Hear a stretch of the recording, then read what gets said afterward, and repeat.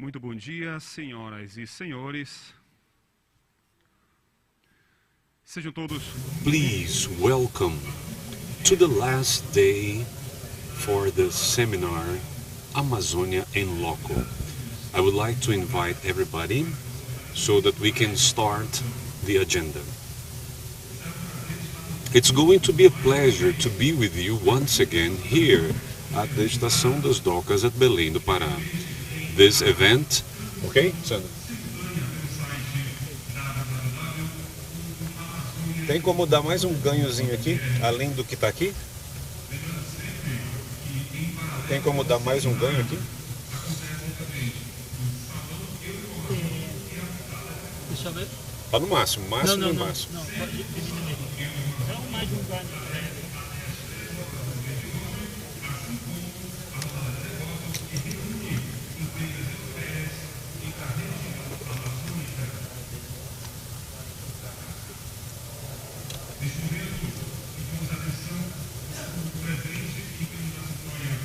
Isso tudo é teste ainda, né?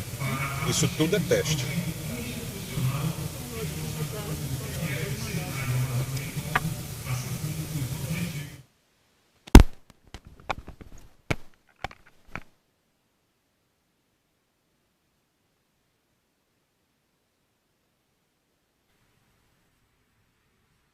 O Banco Santander apresenta Amazônia em Loco.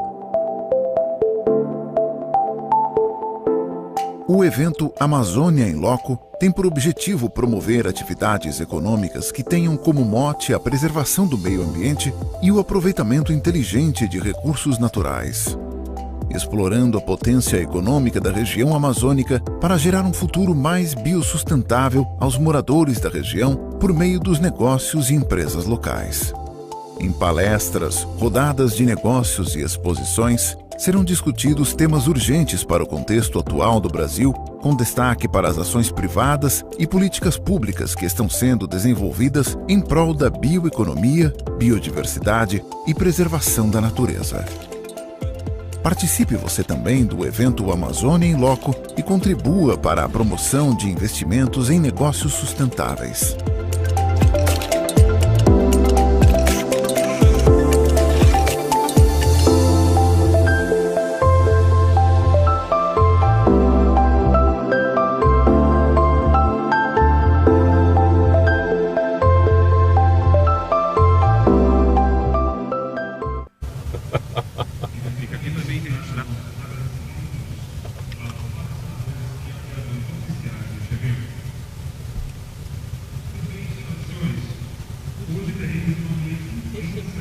Oi.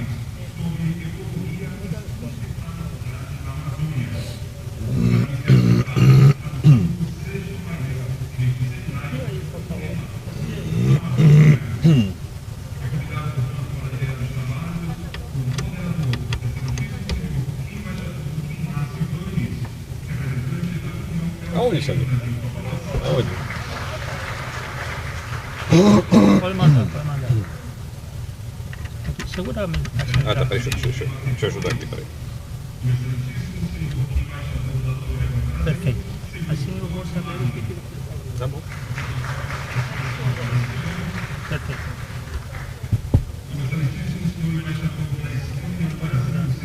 Já posso começar?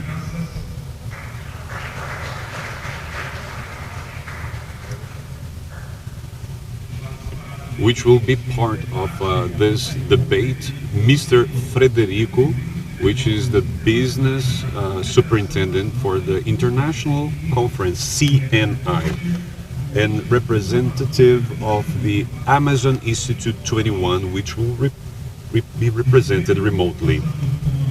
At this moment, we will start the works with Antonacio, moderator of the panel.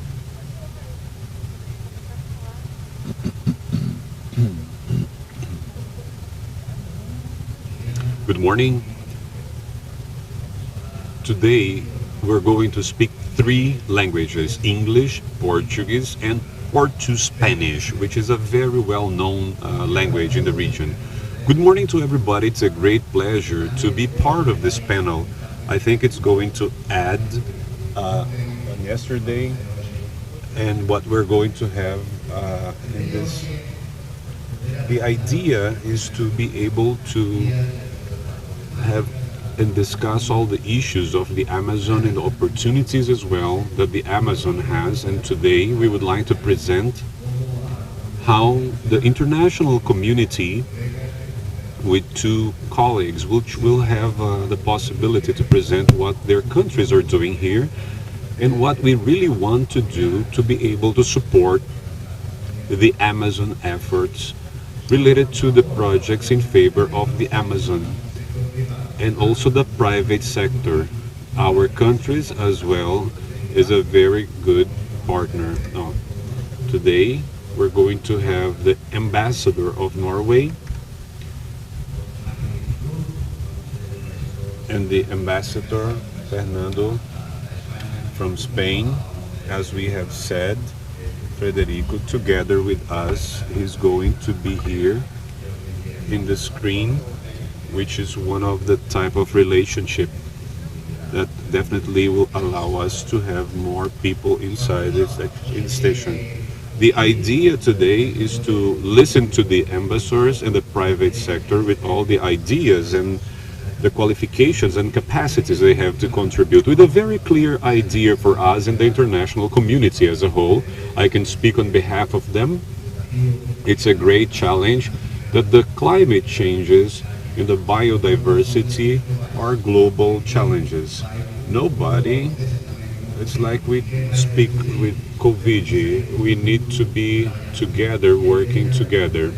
And the idea for the international community and these members, which are associated, like Norway, to share our culture and help the same direction. So I'm going to start directly.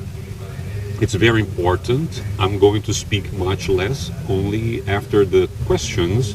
I'm going to make a quick introduction of our speakers and then they will be introducing themselves and then we'll have a certain time for questions, answers, and all this event is the most interesting part, which gives the opportunity to all of you who are here in this very beautiful city, Belém, in the state of Pará, so we'll have the possibility to make all the questions that you consider are relevant. The first speaker is a good friend of mine, the ambassador from Norway. He has arrived recently here in Brazil, but he's already worked intensively and he knows almost everything. And of course, for us, for the European Union, Norway is a country which is very close to us. It's a country associated to many positive things. I suppose that they still have some questions to be or not in the family, but definitely they're part of our family, the European family. And also related to the weather changes and the climates, they're great leaders. The ambassador Armand Ruth has a huge experience. He's a career diplomat in his country. He has also worked in the private sector, which is a very enriching part of the work. He has worked in all the embassies that are very relevant, like the Washington Embassy, Beijing Embassy, and also very important roles in his ministry. He has been the head of mining in OSIC, which is an organization inside the European Union. He has been the vice director for the development ministry of his country and also head for the international affairs in the first minister, which is a huge opportunity.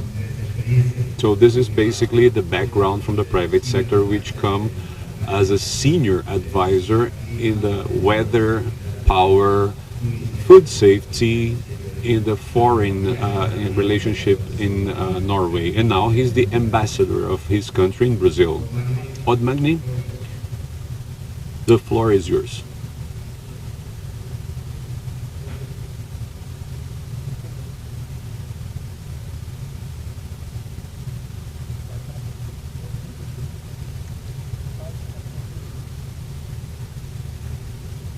Muito obrigado. Thank you. Obrigado, Inácio. Foi muito boa essa apresentação. Muito obrigado pelas... Eu falo pouco português, mas é melhor para nós todos que eu fale em inglês. Okay? Thank you all for inviting me to this important forum. I'm asked to speak about the Amazon Fund. And I would like to make 4 basic points. Firstly, that this was a Brazilian idea. Brazilian agreement, Brazilian results.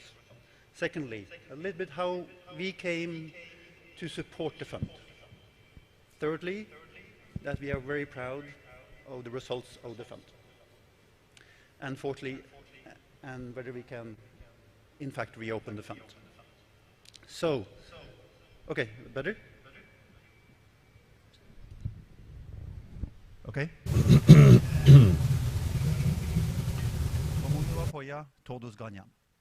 That is the motto of the fund. And its original rationale was similar. Brazil proposed, the world supported, and everyone benefited. The fund was proposed in 2007. And later, in 2008, it was created as a pioneering initiative to raise voluntary contributions and payments for results in Brazil's efforts to stop deforestation. The support of this idea came as a response to Brazil's willingness to tackle deforestation through science-based policies. Some things were decisive. Having a trustworthy institutions like Bendes assigned to be the fund's manager, and having the oversight and participation of a knowledgeable civil society, including industry like CNI. All these contributed to the engagement of international donors. The fund has become a global reference point for climate biodiversity, result-based fund. It is an innovative mechanism of financial recognition and compensation for the reduction of deforestation in the legal Amazon. In June 2019, the governance of the fund were altered by the Brazilian government, affecting the approval of new projects and contributions. Since its creation in 2008, the Amazon Fund has received approximately $1 billion. And Norway remains the main donor of the fund, accounting for about 94%. Germany has about 5.6%, and Petrobras 0.5%. So, how did a faraway country like Norway come about to support the fund? So, parallel with the idea coming up here in Brazil about the fund, our Prime Minister at the time, Jens Stoltenberg, now the Secretary General of NATO, was very intrigued with the findings of Lord Nicholas Stern's report on the economics of climate change, 2006.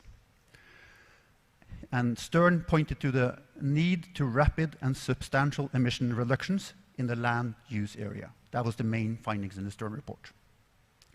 Science showed that it was key to work on land use to limit temperature increase in the short run, while waiting for other sectors to up their game.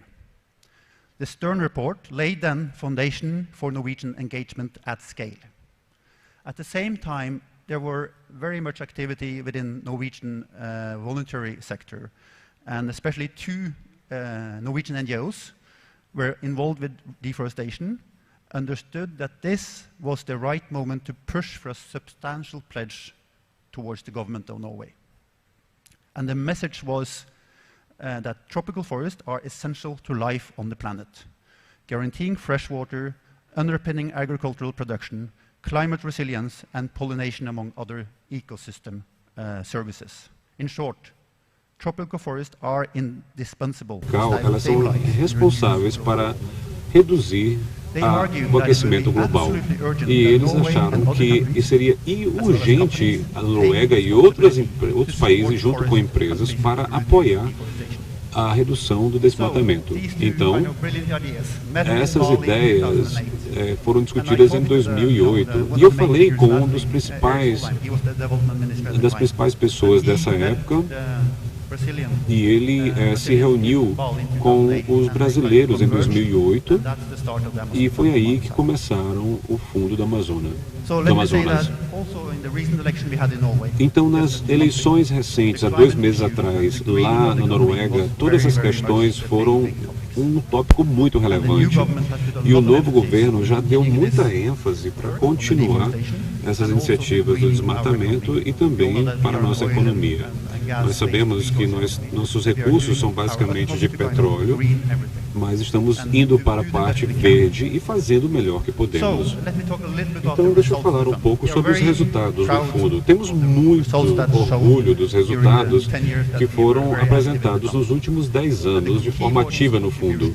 E a palavra-chave é contribuição. Isso contribuiu baseado nas decisões brasileiras, políticas brasileiras feitas pela sociedade civil.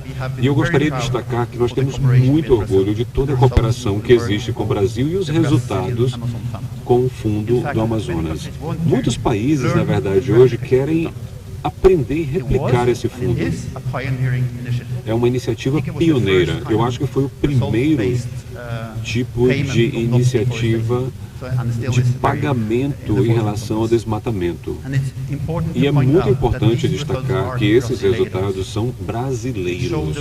Isso demonstra ao mundo que um grupo de interesses engajados consegue produzir resultados. Eu gostaria de destacar uma das coisas. A bioeconomia é uma palavra que todos falam hoje. E a indústria concorda que uma floresta é muito importante para os negócios. Então tenham isso em mente. Isso não é uma opinião, isso na verdade é o que é apoiado pelos dados.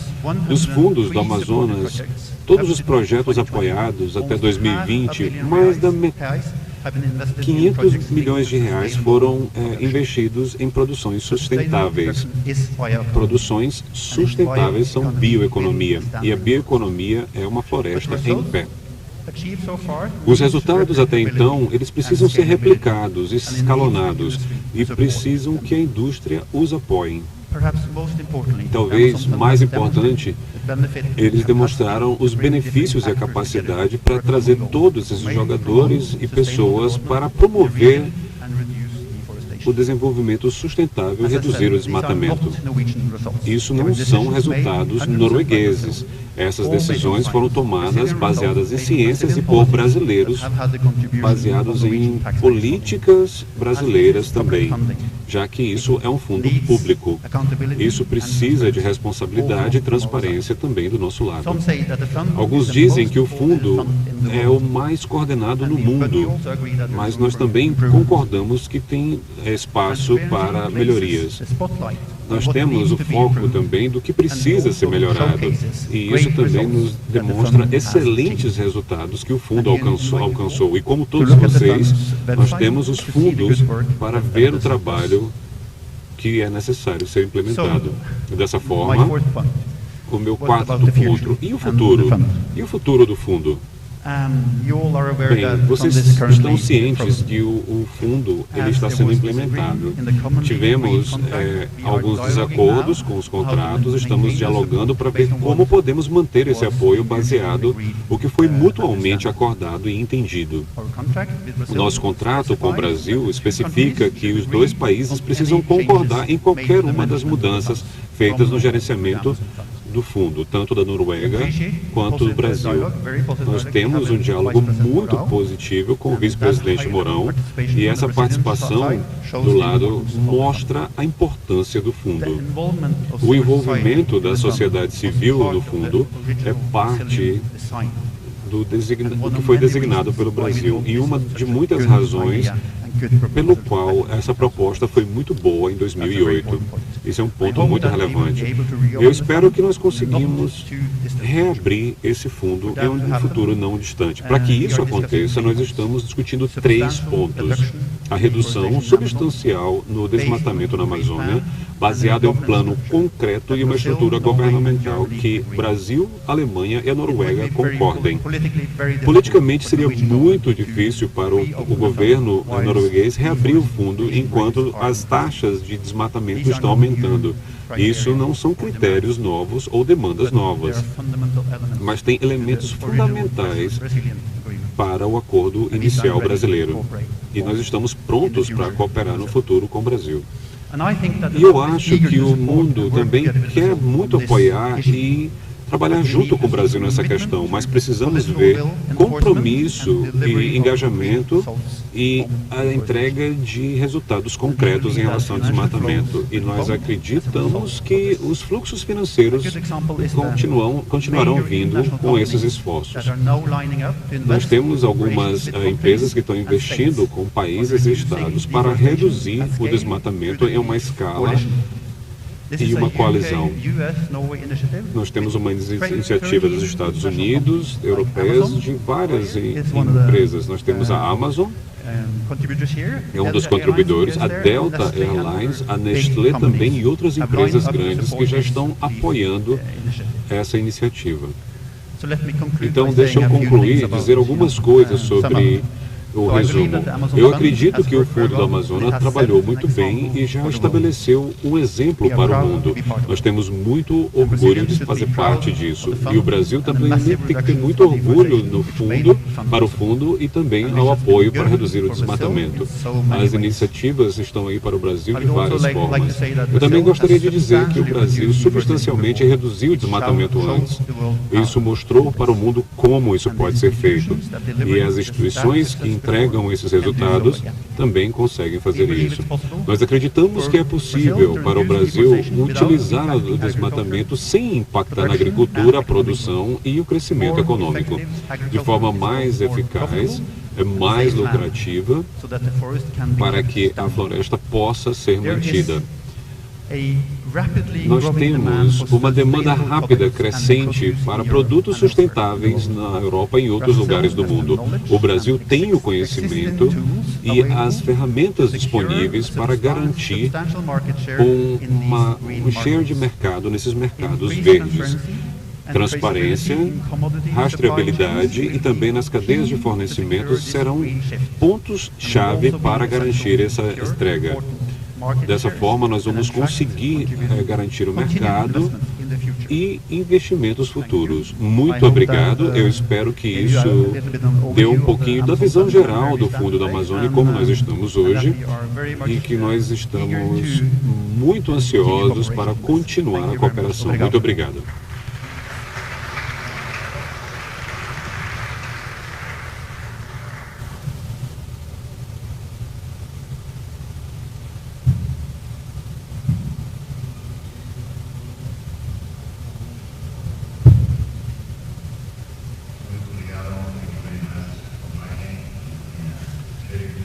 Muito obrigado, foi uma apresentação muito boa. Quando eu estava ouvindo as condições que você tem para restabelecer o fundo, são muito parecidas também com o que nós estamos discutindo com o governo brasileiro para todos os acordos. Eu acho que o preço, na verdade, essas coisas são feitas.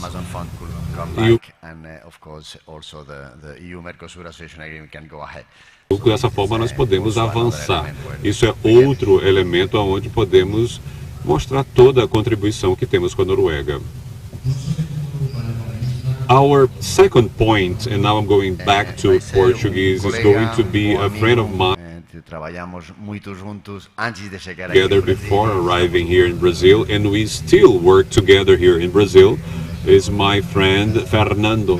He is the ambassador of Spain. He's also a career diplomat, also has a very positive and brilliant career in Tel Aviv as an ambassador and also in Ginebra. Does a great and huge background. And he also had a certain time working in the First Minister, in this case, the First Minister of Spain, where he was the Director of Studies and International Affairs for the government. And after that, we had a long experience, and that definitely has been very enriching for his current job in the cooperation.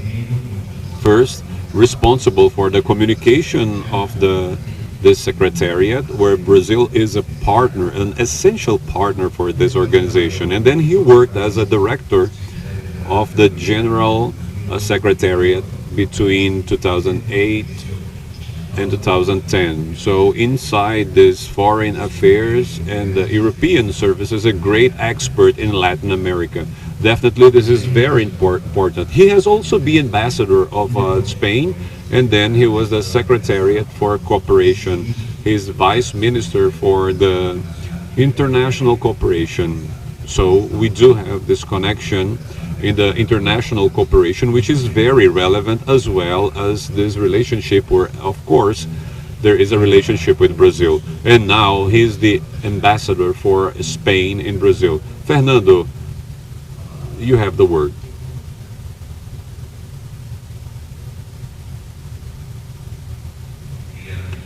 Good morning. Thank you very much, Ambassador. Ambassadors from Ireland, from all the other countries. And here, we have here also all the peers and friends. I believe I am very grateful to the ambassador and also to the Spain Chamber to be part of this initiative. The title is Amazon and Loco. It could be Amazon in movement, because one of the things that I've witnessed yesterday was the number of solutions and the will to move forward with all the changes and renovations, and Brazil being an essential partner of the Latin America region and also the international association. We as people from Spain, we are definitely part of the European Union, but we're also part of a community, as Ignacio has said, the community has said.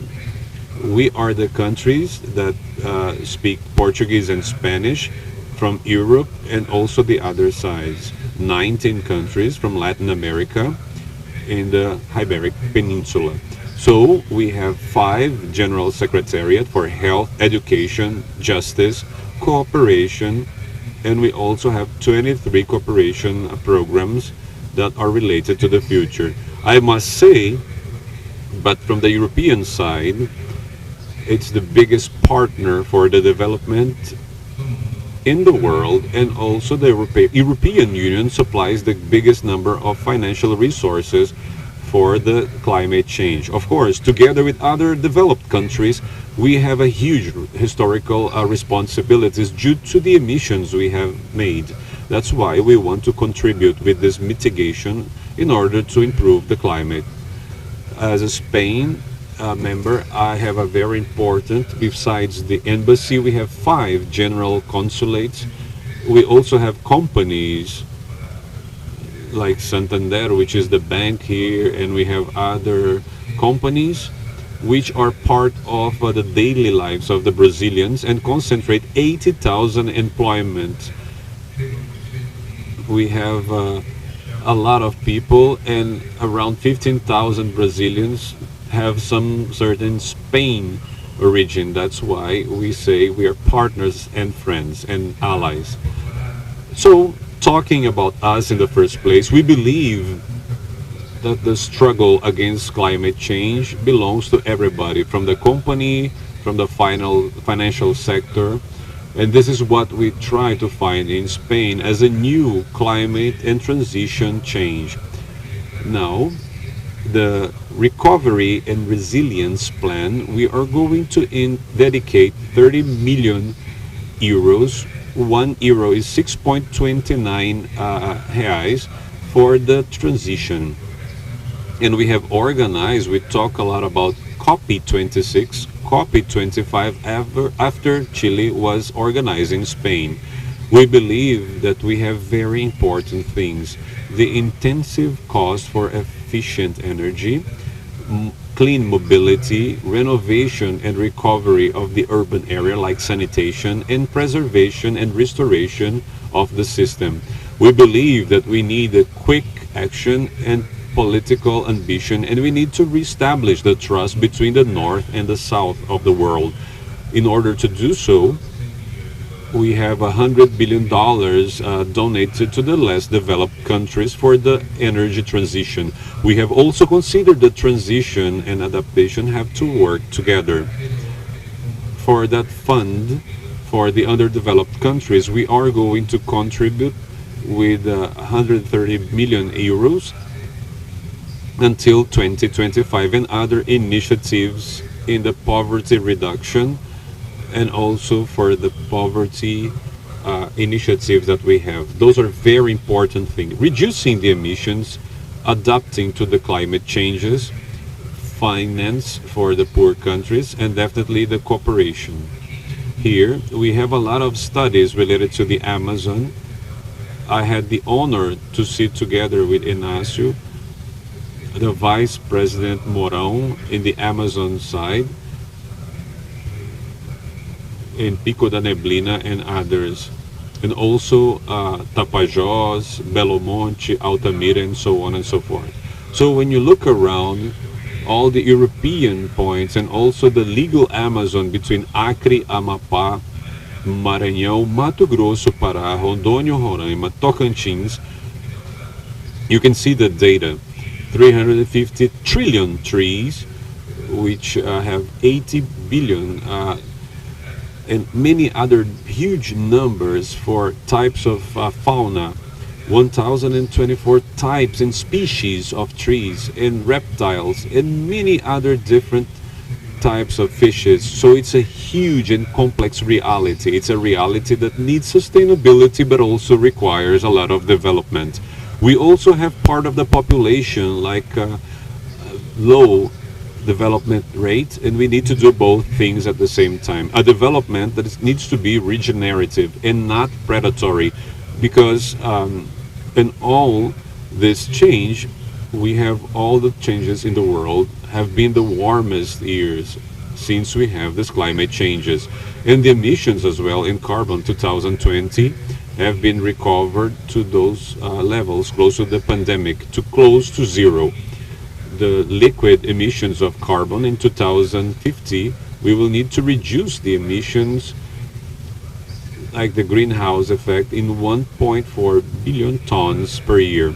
Of course, some of the data which are really concerning for us and all those points, we have a lot of square kilometers that have been deforested in the legal Amazon, which is one of the great primary forests in the world, together with China, Russia, Indonesia, and the Democratic Republic of Congo. In October 2020, we have deforested 830 kilometers in October 2020, and this number, we also have some things that are better. We have more news. The forest code, the Brazilian forest code, is one of the strictest in the world. However, we need to fight illicit stuff so that we can have a legal economy, what we're talking about, and development of the integration of all the harvest. But we also need to fight the illicit activities, the deforestation, the fires, and the land invasion as well. It's very important, but I believe that definitely there is a will of the authorities, the local, state, and federal level authorities to do so. We have had very good news related to Brazil in COP26. Brazil has signed a global commitment related methane, and it's very important when we consider that 73% of the methane discharged in the atmosphere comes from agropecuary. So Brazil has a huge number of cattle. It's the biggest cattle number in the world. So the production is really impressive. Can you imagine, just in the month of September 2021, we exported 212,000 tons for 1.9 euros. 1.77, much more than September 2020. So this meat goes to China, Hong Kong, Egypt, Russia, Saudi Arabia. So it's very important to keep this more sustainable. It has also been very good that Brazil, in 2014, the declaration of the forest, where we have funds and 7.2 million of private funds for the preservation of the forest. This is a national program. Then I must say that the forest can contribute to up to 30% for the mitigation targets related to the climate issues. We have other measures going to update this policy. So there are many things. There is the will to have policies planned. Impressed yesterday when profitability of could be much better, 5 times better.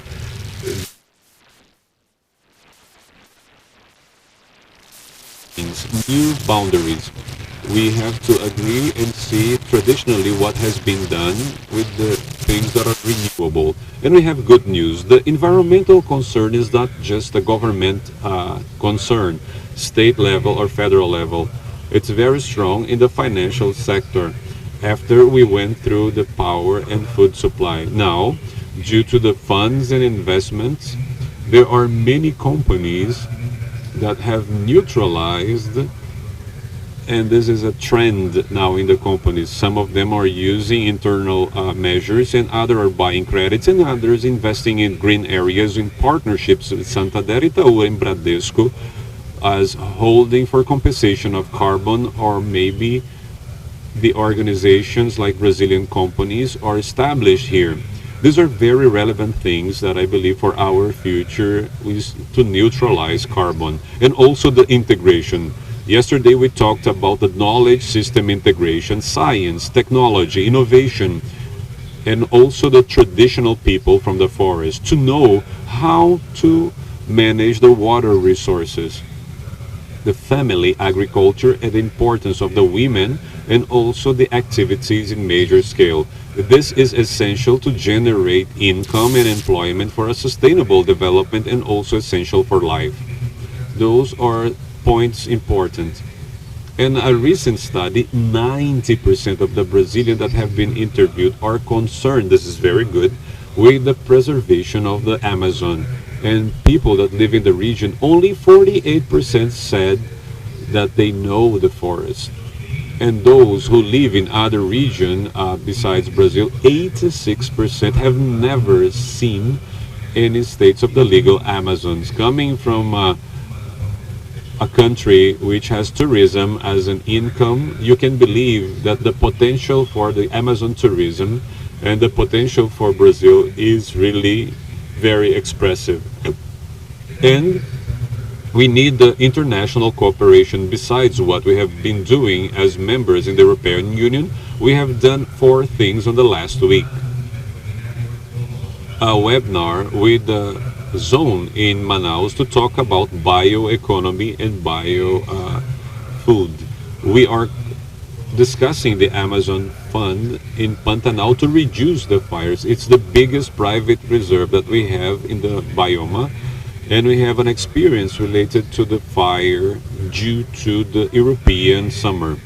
We also have established a women rural program together with the United Nations to value the producers who generate income and equality that requires protections and rights.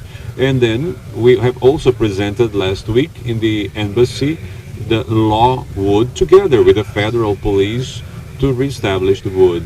The legal wood that comes out from the Amazon sometimes goes to São Paulo, but many times goes to European ports from the United States. So we need to have a technical cooperation with traceability and more data. International cooperation. And Brazil is part, together with 7 countries, with a treat for the Amazon, headquartered in Brasilia, a very nice office where they have renewed this. I think it's very important to have partnership with other countries that even though they don't speak the same language, they have very similar problems to preserve the Amazon forest, which is the biggest one in the world. And Antonacio has talked about the European agreement and Mercosur. I have the honor to be in 1995 in the headquarters of the Spanish government when they launched the negotiations for the European That was in 1995. I believe that now we do have problems and historical opportunity to have improved this. This would be the European Association as the fifth biggest economy in the world, and the four countries in the Mercosur, 260 million people. This is very good to be able to see and knock down rates, more investments. This is going to generate a biggest market generation, income, and better salary. This is sustainable development. So we have made a study from the Madrid University talking about Norway, Statistic Norway, and we are going to see, and we have this politics, these institutions we have to do, and when we have this agreement for Mercosur, which is going to happen, the advantage for the economy improvement or the export for cattle meat, the beef. And it's going to be much better to improve the pecuary than impose barriers in the trade. Focus on food or cattle. And then we have also the enhancement of the value chains from Uruguay, certificating the origin of the inputs and consumables. So we have generated more employment and less intensity of carbon. This is sustainable? Yes, it is. There are many clauses that are related to the implementation of the Partnership for the Climate Change, and also the Paris Agreement, and also the defending a responsible culture. We have the sustainable management of the forest, and also the participation of the civil society in the implementation of this agreement. These are going to be implemented through a mechanism in Europe and Mercosur that we are going to implement this. Besides, we have reinforced so that we can implement this in the international for fauna and also the biodiversity, sustainable fishing, and organization of the UN for food. So I believe that this agreement is going to be a gain-gain situation. And on the other side, this is going to bring development and growth in the technology sectors. And now it's cleaner technology. This is going to bring and generate better salaries, more benefits for the companies, and also it's going to fight against disequality. This is going to reduce poverty and do this in a more sustainable manner. And of course, the commitments have to be followed by both sides. And the development is about saving lives. Thank you very much.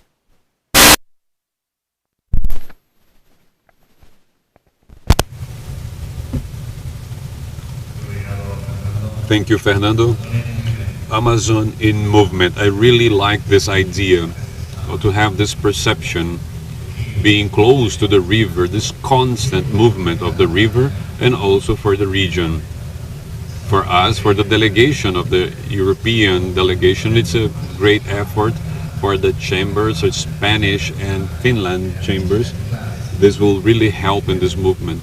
Today we have had a great possibility to know two specific cases for our support and the international community. But this is not the only point. We also have here with us the ambassador for Luxembourg and Belgium. We also have from Ireland, from Chile, and Paraguay as well, which is a country that you all know is a country and a partner very close to Brazil, and many other ambassadors and colleagues.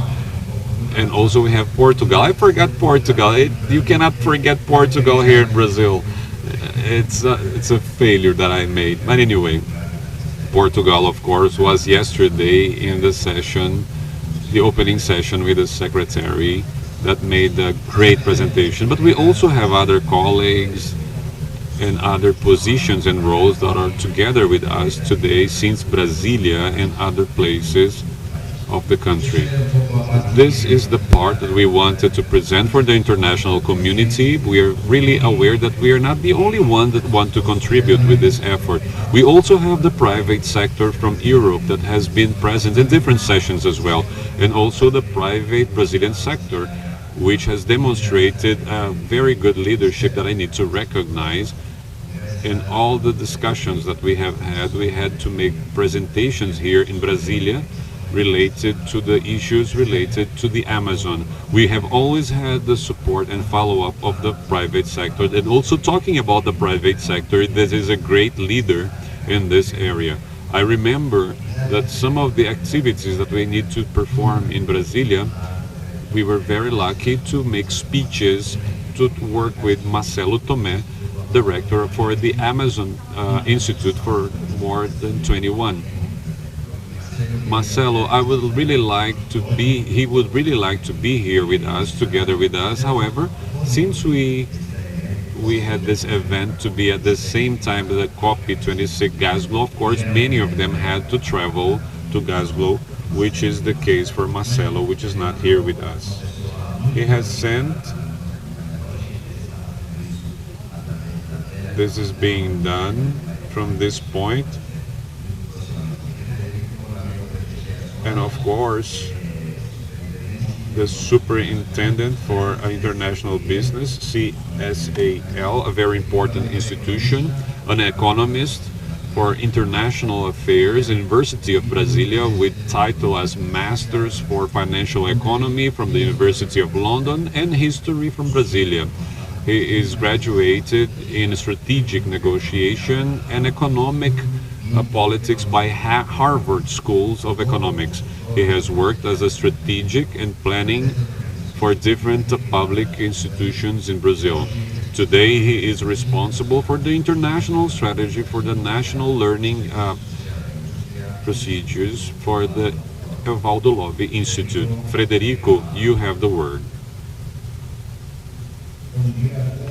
Good morning, everyone. Thank you very much, Ambassador and friend Inácio Baines from the European Union. I would also like to thank and welcome the Ambassador and friend Fernando Casas from Spain, and the Ambassador Oddfoot from Norway. It's a great pleasure to be with all of you here, and I'm here just to talk about quickly of what CNI has been doing related to the sustainability agenda. In one side, we understand that the economy of the region is strongly sustainable by the extractivism as well, and also by the transformation industry doesn't use a lot of different natural resources from the region.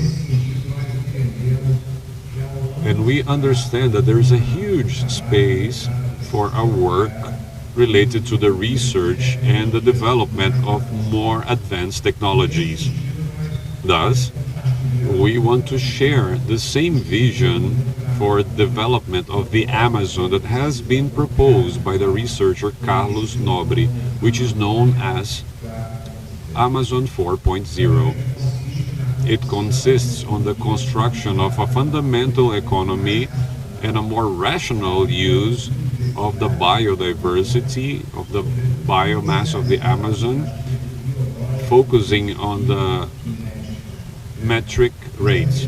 We understand that there is a huge transformation to transform, a huge potential to transform not only the comparison but also the competitiveness of all the projection of the image of Brazil and the countryside. Thus, we are talking about areas of huge potential of return related to the use of the artificial intelligence and also the use of the biodiversity of the Amazon. We have a huge potential to use the data, and also themes related to medication, food, cosmetics, biosynthetic, nanotechnology, engineering, and so on and so forth. These technologies are of huge potential for the innovations that are going to project the image of a sustainable Amazon and of a new economy focused on sustainability. Of course, also talking about other themes that have been mentioned by the ambassador. We have the ecotourism initiatives. Thus, we here at CNI, we are launching two main initiatives that I would like to share with all of you that are going to be connected with the Amazon Fund theme, which I would also like to cover. And the first of them is related to the launch of the Amazon Institute Plus 21, which is an institute or a non-profitable institution, which is CNI. They are launching in this exact moment throughout COP26. Next week, we're going to have an official launch in Dubai through the Expo Dubai. And this institute has as the main objective to promote business, sustainable business for the region, the Amazon region. It is the answer of CNI for this sustainability agenda, understanding that we need, besides the agenda related to the preservation, to look for solutions, business solutions, in which we have the innovation and the applied perspective as a crucial point for this agenda.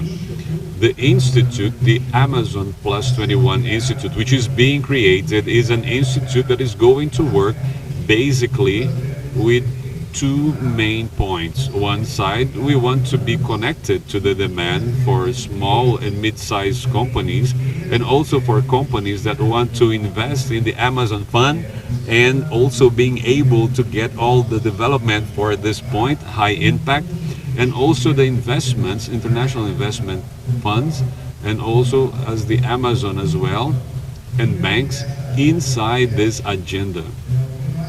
What we are proposing is to establish the standards, the ESG standards for the Amazon region, which is focused on the rules imposed by the private sector and also by the financial institutions, in which we can converge in a positive agenda.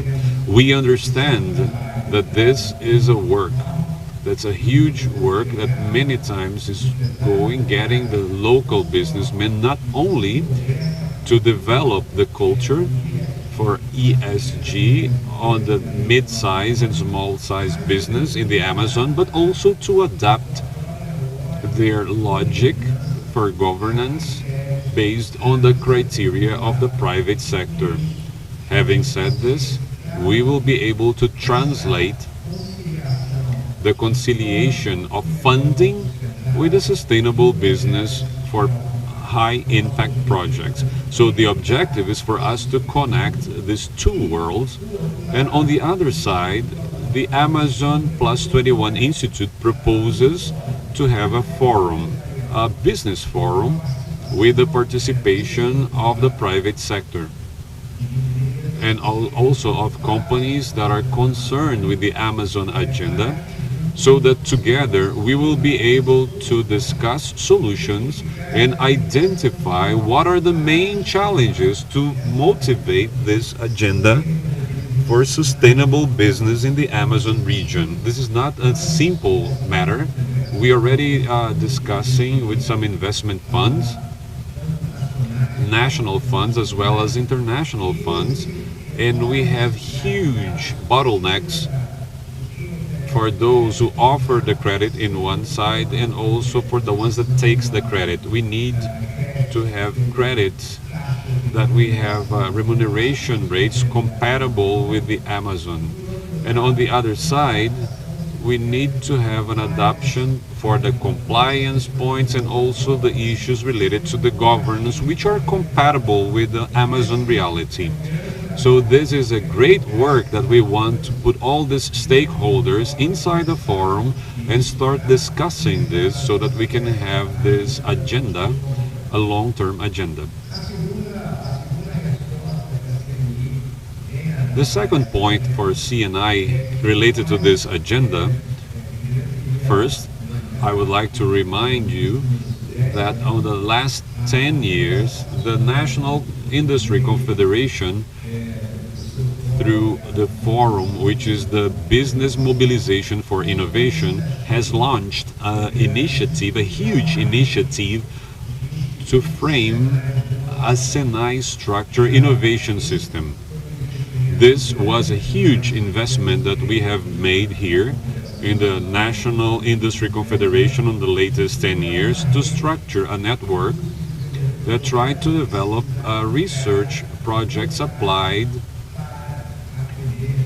to cover demands for the industry in the whole country related to transversal themes and also strategic points for our industry. These institutes count on a partnership with the BNDES Bank. We have invested only in this side resources of 1.6 billion reais, and we have tried to support us in this implementation through Senai, which is a very known institution by all of you, to bring two main institutions, one from Germany and the other one, the MIT, which are really very keen related to this idea. After the launch of this business, and for us, it has been a great change, not only a cultural change, but also as a value proposal for Senai. We have been able to count with more than 1,000 projects that have been executed with local resources from companies and funds of 800 million reais. And today we have more than 1,000 researchers working on these 27 institutions throughout Brazil. Definitely, this is related to the biggest initiatives for research and development in Brazil for the last years, even throughout the economic financial crisis. These institutes, they tried to get a connection with the Brazilian universities. They always consider the universities which are connected to these demands from the industries. Thus, we are now elaborating a new innovation institute. It's going to be a biodiversity institute focused on issues related to the agenda, the social environmental agenda and sustainability agenda of the Amazon region and also from the Center-East region. This institute possibly is going to be located here in the center region in Brasilia, with a critical mindset for the legal Amazon and also for this other side. And we are in this process. We are in a process to draw the business plan with all the identification of the actuation areas and themes such microbiology, molecular biology, IT, among other themes. And we are going to need partners. And we understand that the European Union is a critical partner and essential for this initiative. And since then, I would like to invite Norway and my peers from the European Union and from Spain, so that we can present and discuss together all the scope of this project. So I would like to put all of you that from our side, these are two important agendas. The business part, we have the Amazon Plus 21 Institute, which wants to develop this culture, the ESG culture on the companies of the Amazon region, motivating the sustainable business in one side. On the other side, in the agenda that's much more technical, focused on results, we have Senai, which is already launching this innovation and biodiversity. And to wrap up, we understand that the Amazon Fund has a crucial role in all of this, related to what it can have. It has a focus on the funding which goes beyond the themes related to the structured transformation of the Amazon, but also can have a direction for projects of a much more intensive use. This is kind of the recommendation that we want in the eventual opening and reopening of this fund, that we will have this concern to see with more emphasis projects, drivers, and IT.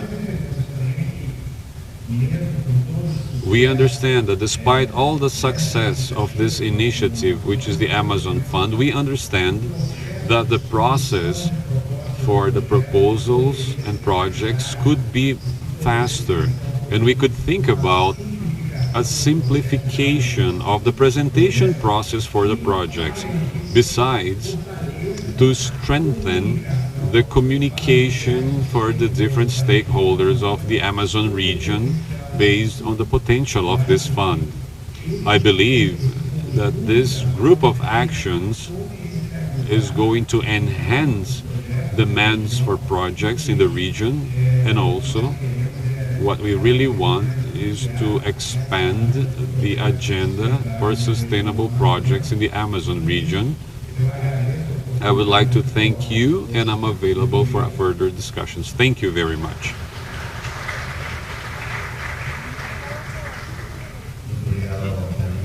Thank you, Frederico. It's a very rich presentation. I really like the presentation for the Amazon Institute Plus 21, that you had already had knowledge, and we have started working with the idea. But of course, this new Biodiversity Institute with Senai, which I believe is definitely going to be extremely important, to wish on behalf of the three and also the other co-workers that we want to have. We're going to accept this invitation to have the presentation of the Biodiversity Institute. That definitely is going to be a very important element. Let's now go through the last part, which is questions. Today I'm going to have many people thinking that the ambassadors, what we really like is to tell things and tell stories. We really like to make questions, because part of our work, if you don't make questions, you cannot progress this. So in this point of view, those are not my questions. Many of the questions are related to this point and can see the mindset, and I would like to invite some people to have this point. I would like to start in the same order of intervention. I would like to start talking with the ambassador of Norway, and I'm going to make a question because this question is in English. I'm going to read it in English. Embaixador da Noruega, nós tivemos muitas críticas de como a verba foi gasta, principalmente nas ONGs alinhadas com as posições radicais. Definitivamente isso deve ser evitado no futuro. Um exemplo muito bom de oportunidades que podem ser feitas.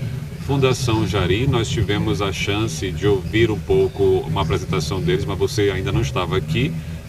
Mas a Fundação Jari tinha um projeto de 3,5 milhões para o manuseio de açaí,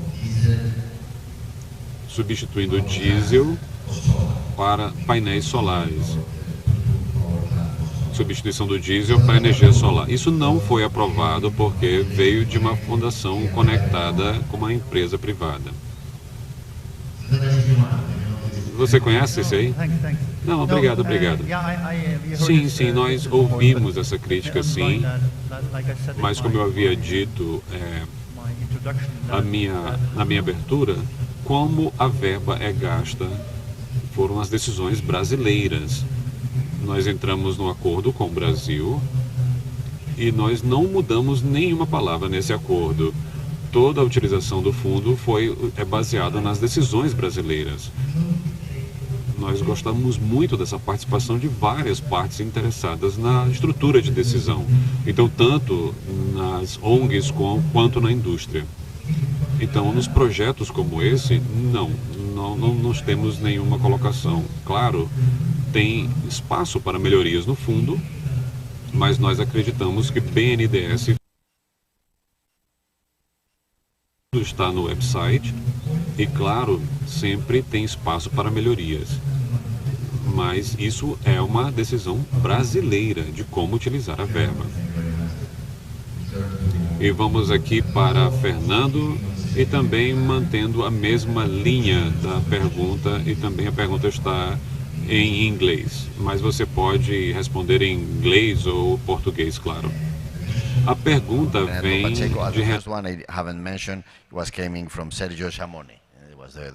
Foi uma pergunta que eu não identifiquei, desculpem. Essa aqui vem de Renato Pacheco.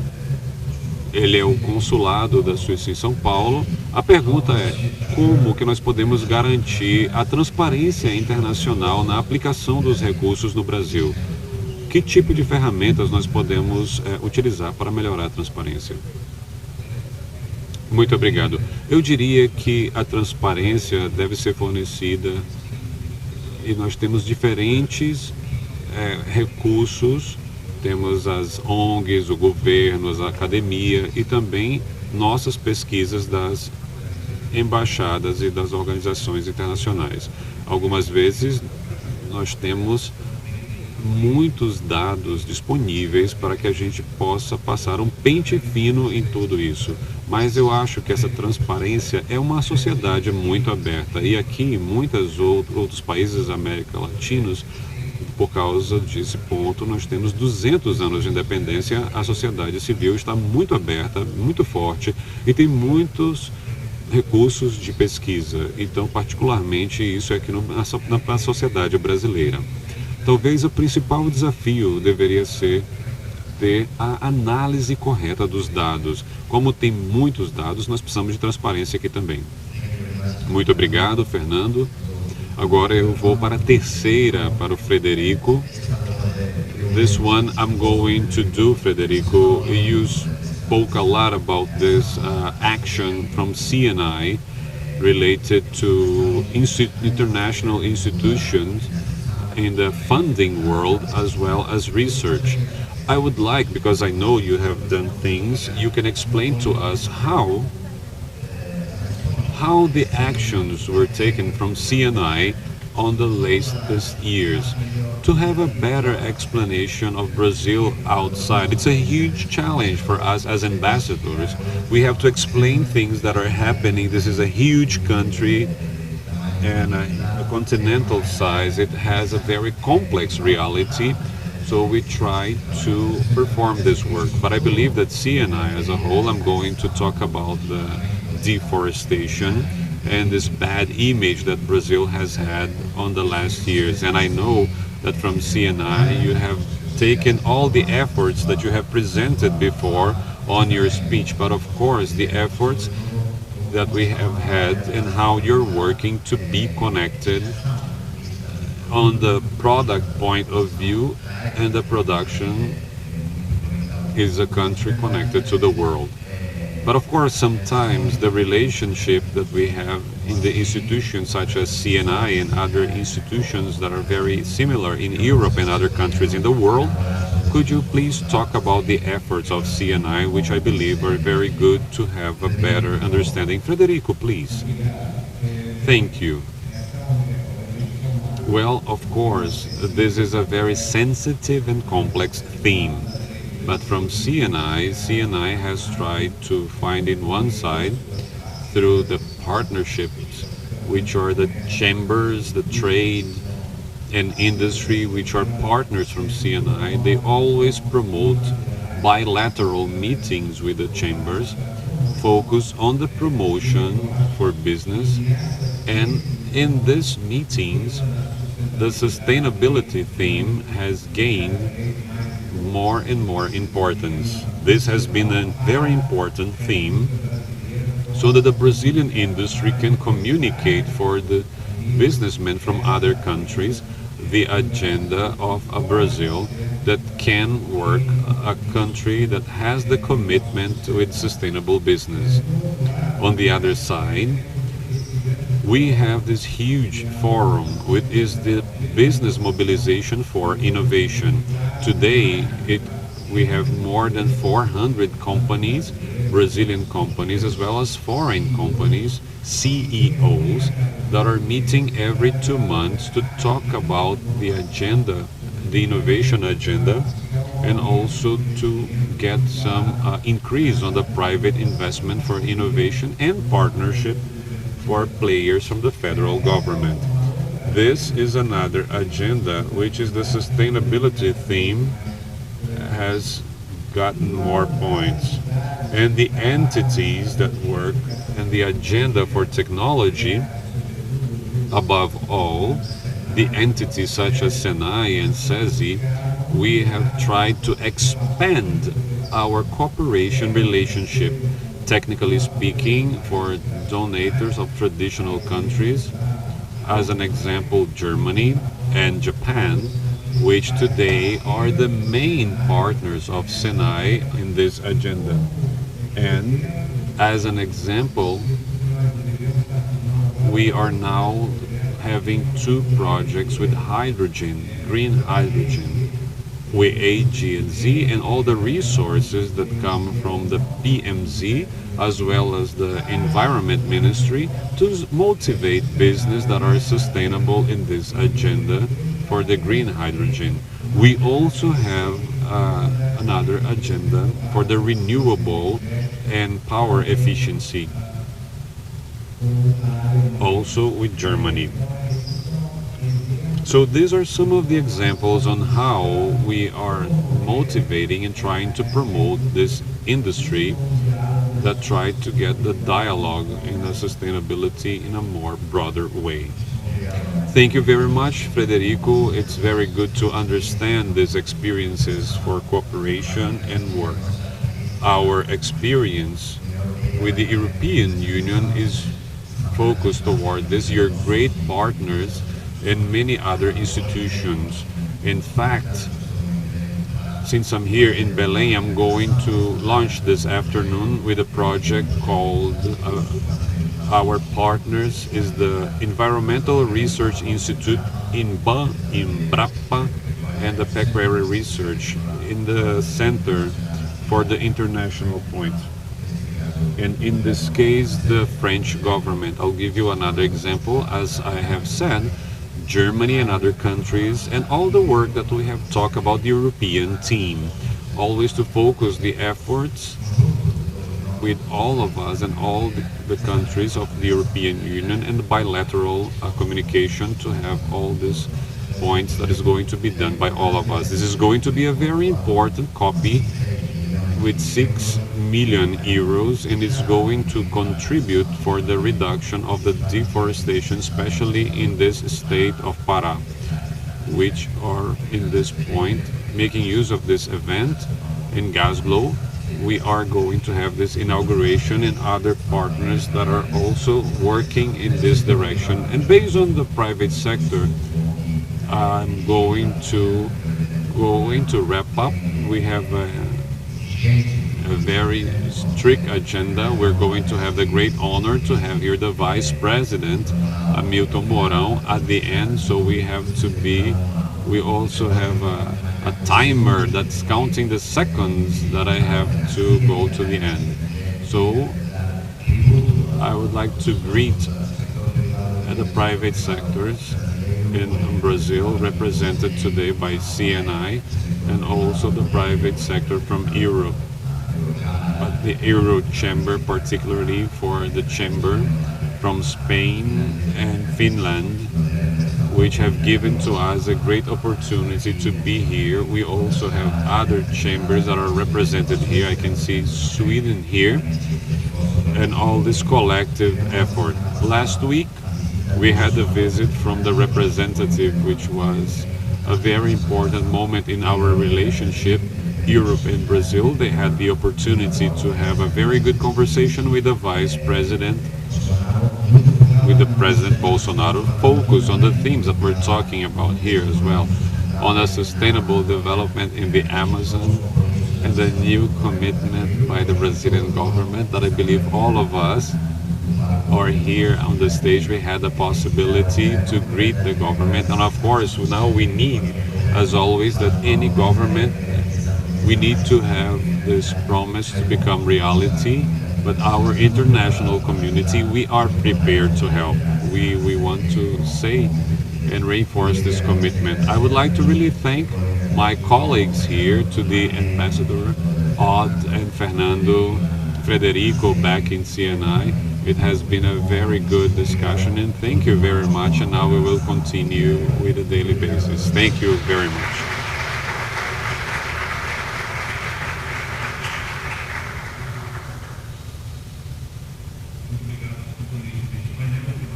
Thank you for the excellent discussion that has been made here, and we would like to invite you to stay in the stage, please, other ambassadors.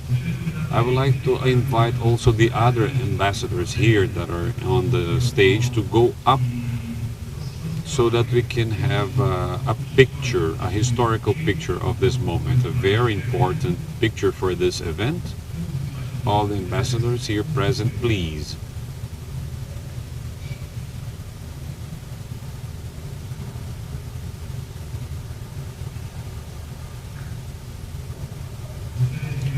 I would like to request the technical, can you put the stage open on the screen?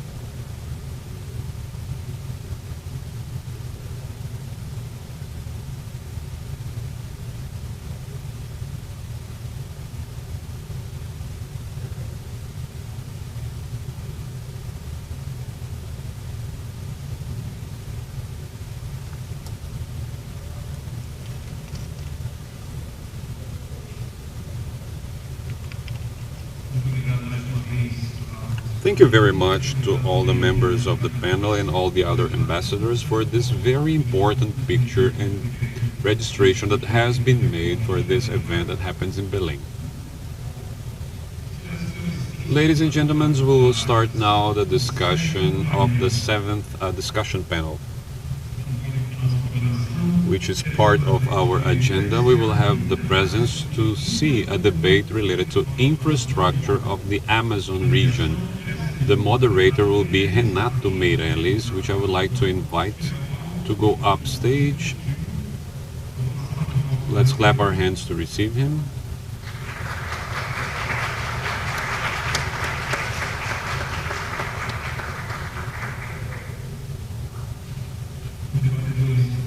All the members are going to be José Fernando Gomes, Secretary of the State and Social Development for Mines and Energy, also invited to be here on the stage.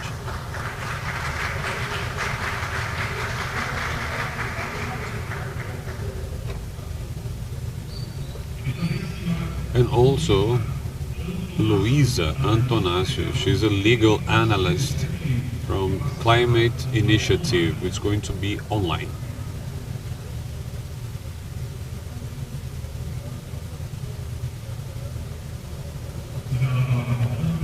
Now, the word with the moderator, Mr. Renato Meirelles.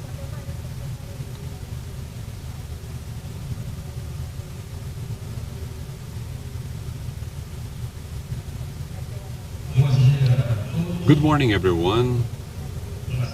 It's a great pleasure to see you again after a very enriching day of debates, which were very interesting.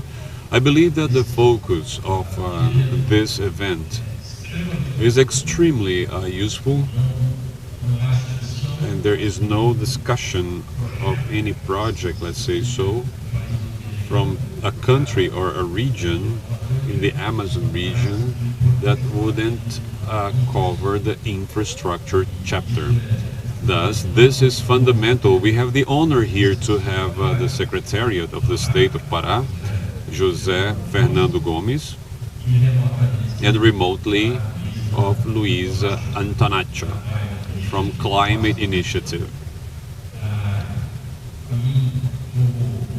As a moderator, I will just give a quick introduction. It's worth to highlight that Brazil is an extraordinary country for opportunities, exceptional opportunities, not only due to the natural wealth, but also due to the deficit that we have in infrastructure. On the many decades and years, we did not invest on what we should have invested in related to infrastructure due to the average of our level of development. Brazil has invested 1.2% of the GPD on the last 30 years, and it was supposed to invest above 4 to 5%. This deficit that we have today in infrastructure needs to be addressed. This is a huge opportunity that we have now to be able to dialogue and discuss. And in the Amazon region, we need to do this with responsibility. We have to increase our infrastructure of all nature and always respecting the different particularities of the Amazon. Brazil, according to the studies that we have, needs an investment throughout the next 40 years of 4.2% of the GDP to recover this infrastructure in Brazil.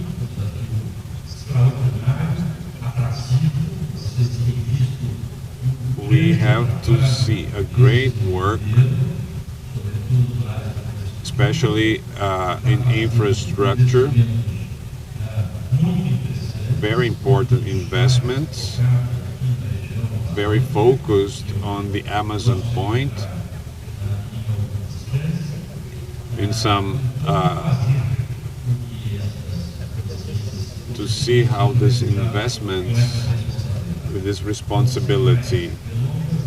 And now I would like to thank all the organizers of the event, especially here, which I'm part of, the Finland Chamber. That's why it's extremely important to have this debate to show the reality to the world that Brazil is sovereign and that protects the Amazon and does this very well, that has clear and strict laws for environmental preservation, does have modern legislation and much more efficient than the rest of the world.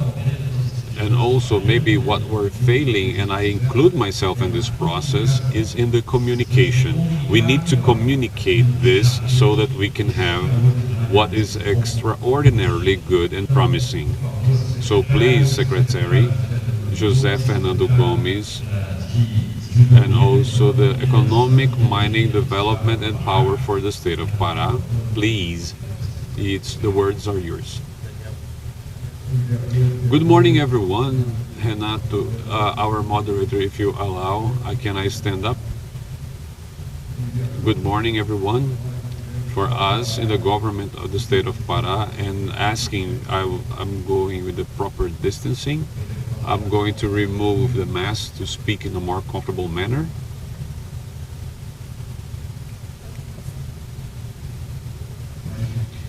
Once again, good morning to all. It's a great pleasure for us, for the state of the government of Pará, to be here in this discussion, Renato, in this conversation with all of you. I would like to greet the chamber and all the ambassadors that we have here, of João Augusto, our ambassador, and the host that received. It's a personal friend that now we could have this event, a wonderful event for all of us and for the Pará society. So I also greet Elder, the governor, that he really wanted to be here, but all of you know he is at COP. And yesterday was a historical day, of course, and our governor announced an investment package for the small, mid-size, and all the traditional communities of almost 500 million reais. The biggest investment of any Brazilian state announced in COP was done yesterday by Elder 400 million of funding and 73 million, almost 80 million for science and technology, so that we can here in the Amazon, where all this development happens, respecting, like Renato has said, the environmental preservation. The governor made this milestone, and there's much more to come, because our government is always concerned with the micro to the Paraense society, but also with the sustainable development to the society. I'm going to talk. My name is José Fernando. I am the Development Secretary for Mining and Energy, Renato. And I come from the private institution to believe in this young governor, which is elder, on the projects that have been developed in the state of Pará, in Brazil, and in the world, to take the development in all sides, but to take the development in a sustainable manner and respecting the environment. And I'm going to talk a lot about this.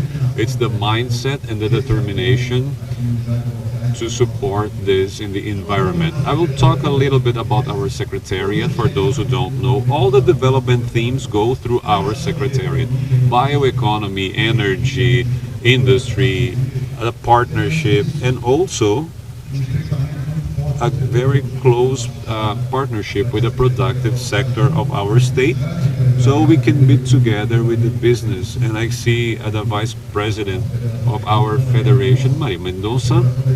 The industry federation is being a huge partner of the government of Pará, so that we can be more and more knowing our industries. For those who don't know the state of Pará, we can put all the southeast region in this area. So it's a very competent and serious, like the governor. Here are the keywords of our secretariat. You can skip. When we took over, I came from the private initiative. Our governor, due to his determination, has strengthened the development economic secretariat, putting all the agendas there. So that's the channel for the productive sector of our sector can speak with the secretariat. But not only this, that we can be approaching and using more investments for the state. That's what he's doing there for the state of Pará. Our geographical position, it has a privileged position, besides having a port of all the regions of the world. We are strongly working, as you have said, my dear moderator, my friend Renato, on the infrastructure. We have started a study of a bridge, so we can interconnect Belém with Barcarena, so that we can take the development for this region. The study is started. It's going to go through all this environment. Here is the route, showing how it's going to happen. Hidrovia Tocantins. Hidrovia Tocantins is a project. We already have a licensing process at IBAMA, and we need to talk about this to the European, that the hidrovia is going to be a logistic solutions for Brazil. This waterway, what is going to happen to it, we are going to have a cargo inversion, which comes out from Santos port, and it's going to come out from the Barcarena port. And today the waterway has all the studies, and maybe next year we're going to start with this works. And it's important to highlight that we do have, besides Marabá, there's another city called Tupiranga, and then you have Pedral do Lourenço. What is going to happen there is the correction of the existing natural channel. We have a channel where the vessels go through. We just need to expand, and also the depth, so it can have the waterway until our port. Logistics integration, as requested. The governor has focused on this theme a lot, and here in the state of Pará, we have a very audacious project, which is the Railroad of Pará.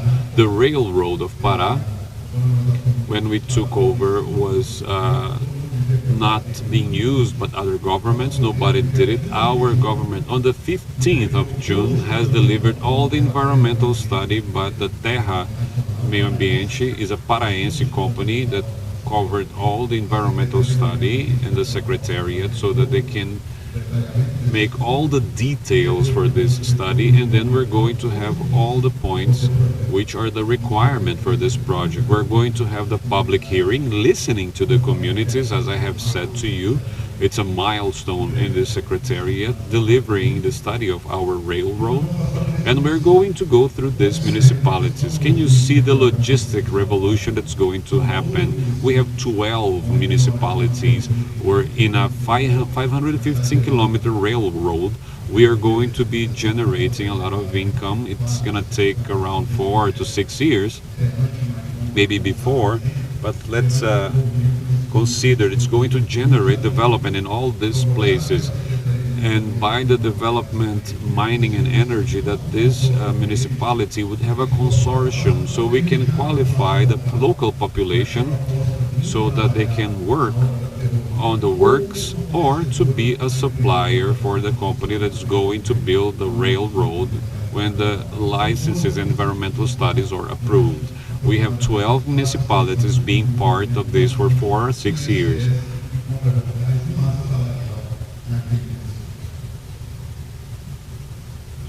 Once again, the Railroad of Pará, through the Secretariat, we have done this in a very clear manner. We have visited all the municipalities independently of SEMAS, which is our brother by Mauro, which is also at COPI, demonstrating the study, and here in a very transparent manner that the study for the railroad goes through these areas.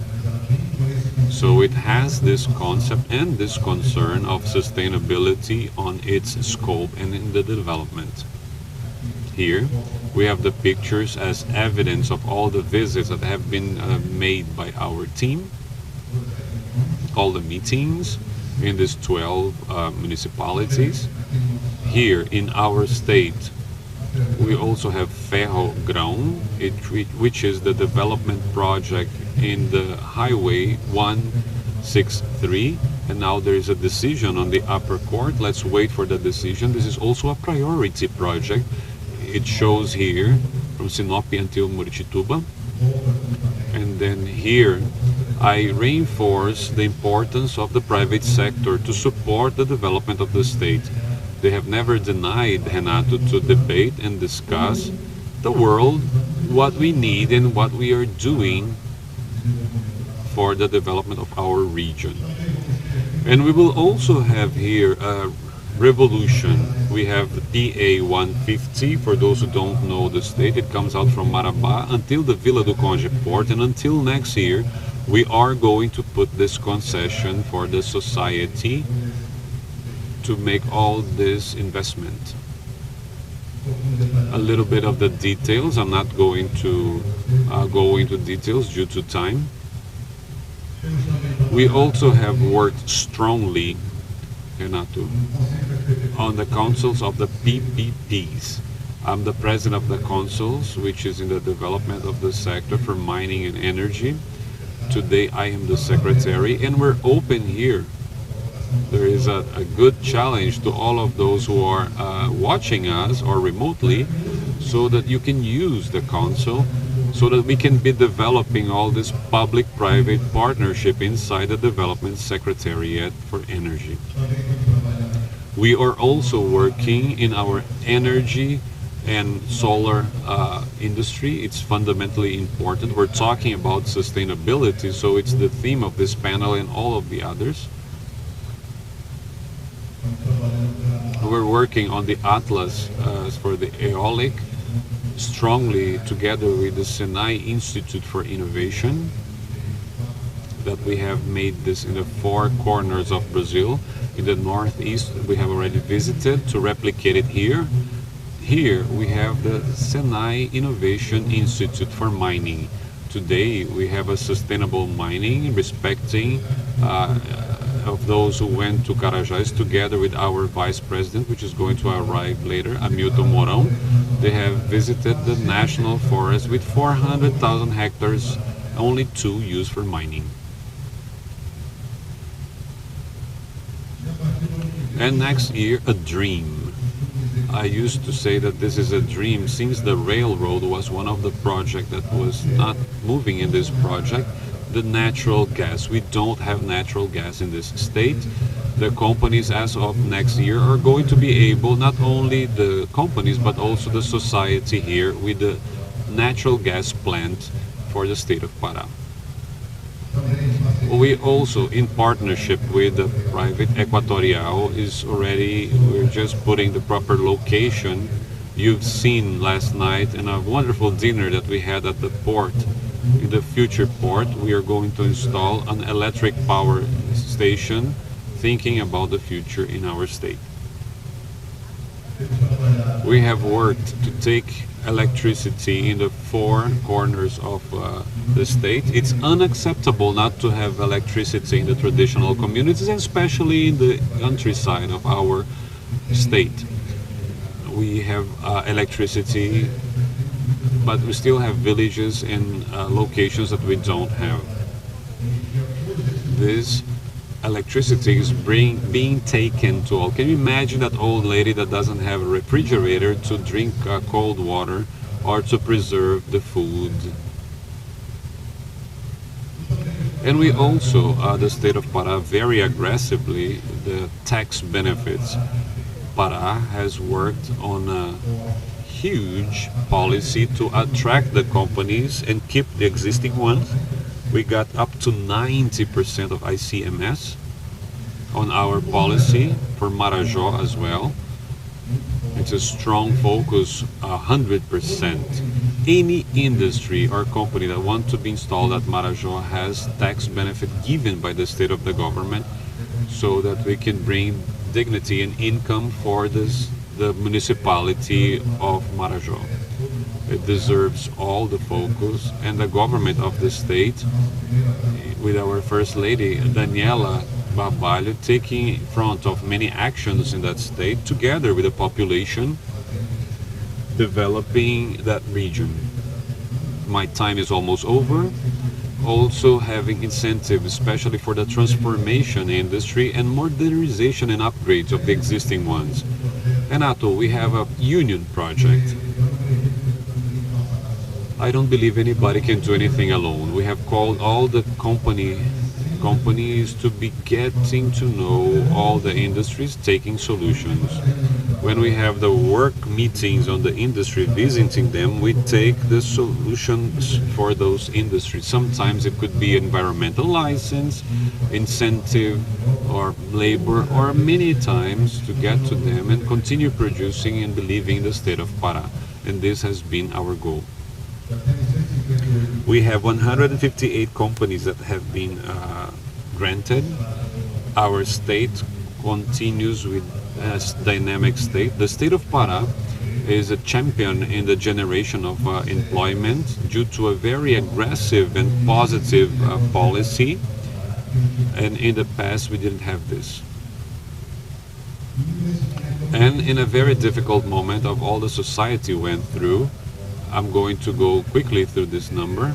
The state of Pará, more than 500 million reais for all the sectors so that we could go through this difficult moment with the trade, services. Just for you to have an idea of this volume, it's the same as São Paulo has granted. The funds that have been created, the numbers are available for you.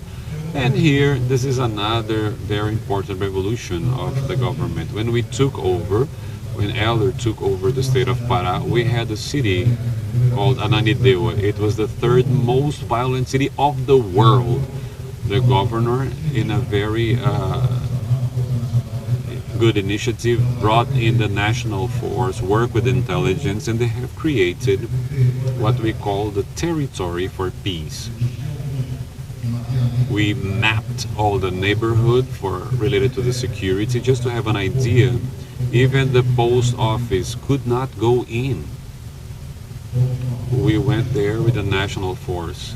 But not only, we took dignity to that population, qualification, talking to the children, to the mothers, and now we have opened the first peace territory, which is a space that we are very proud by Bel Lobo.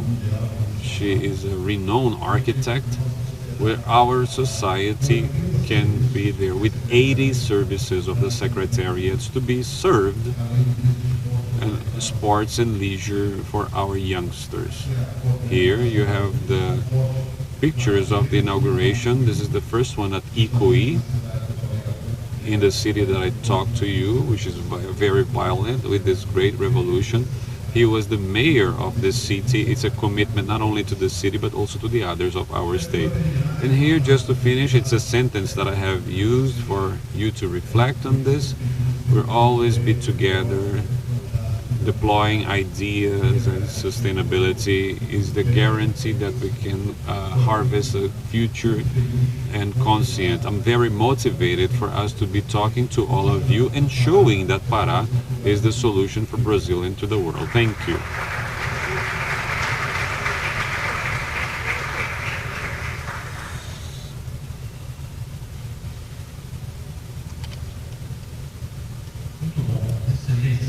Very good. Excellent.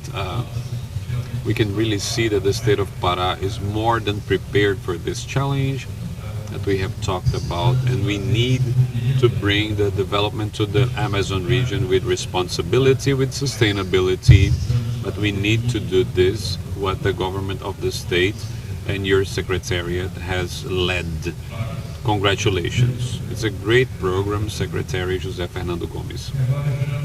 And now, I would like to call our second member, Luiza Antonacio, specialist in infrastructure for climate policy initiative, which is going to be online.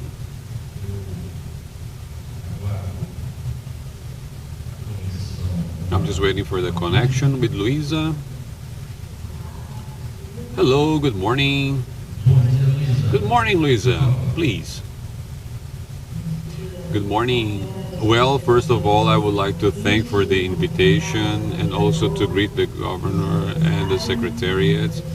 It's a pleasure to be here. I will share here my screen to start the presentation. Can you see?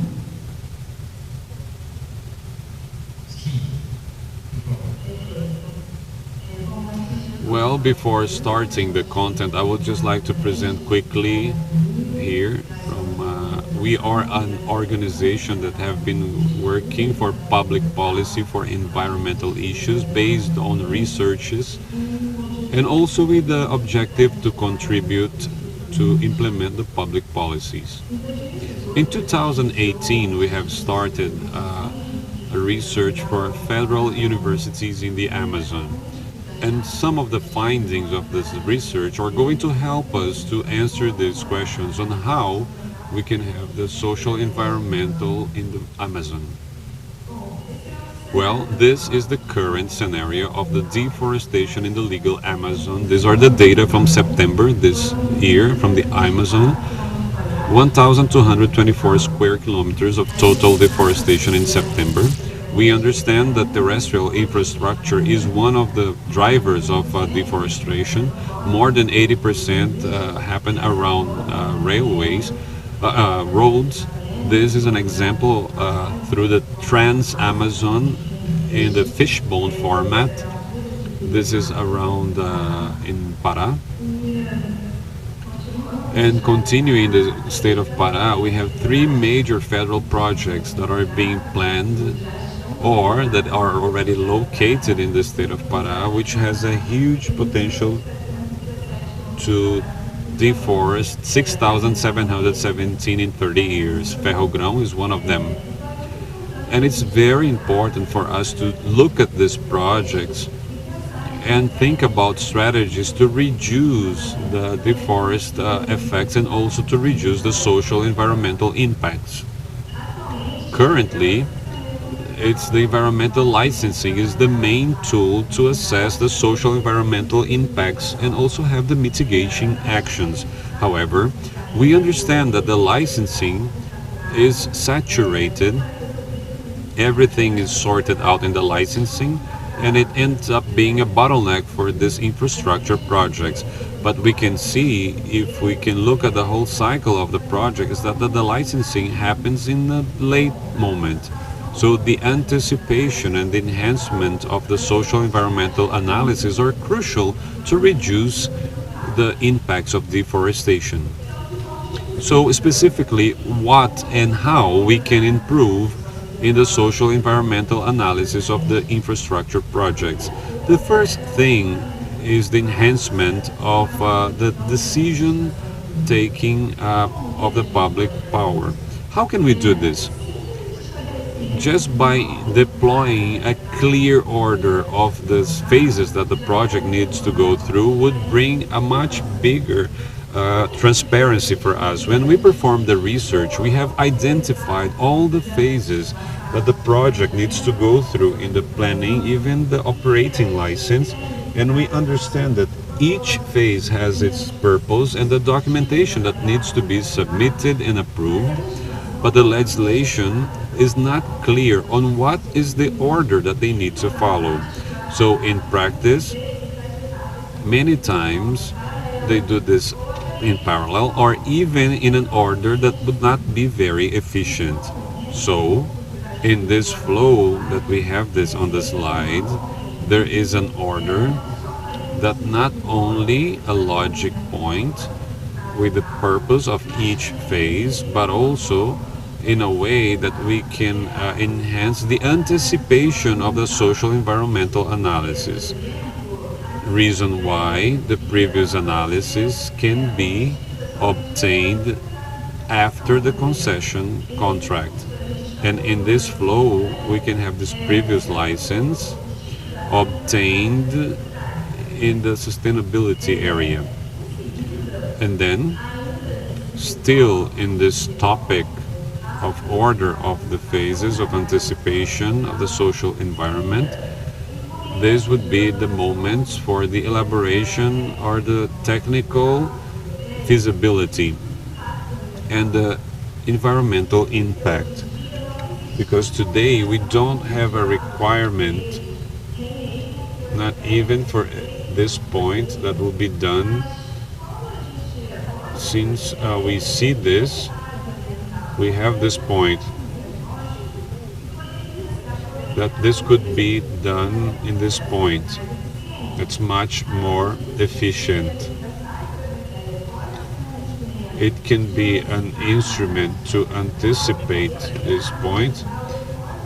This can be enhanced and it can be part of this point, and also to detail the orders that are specific from EIA.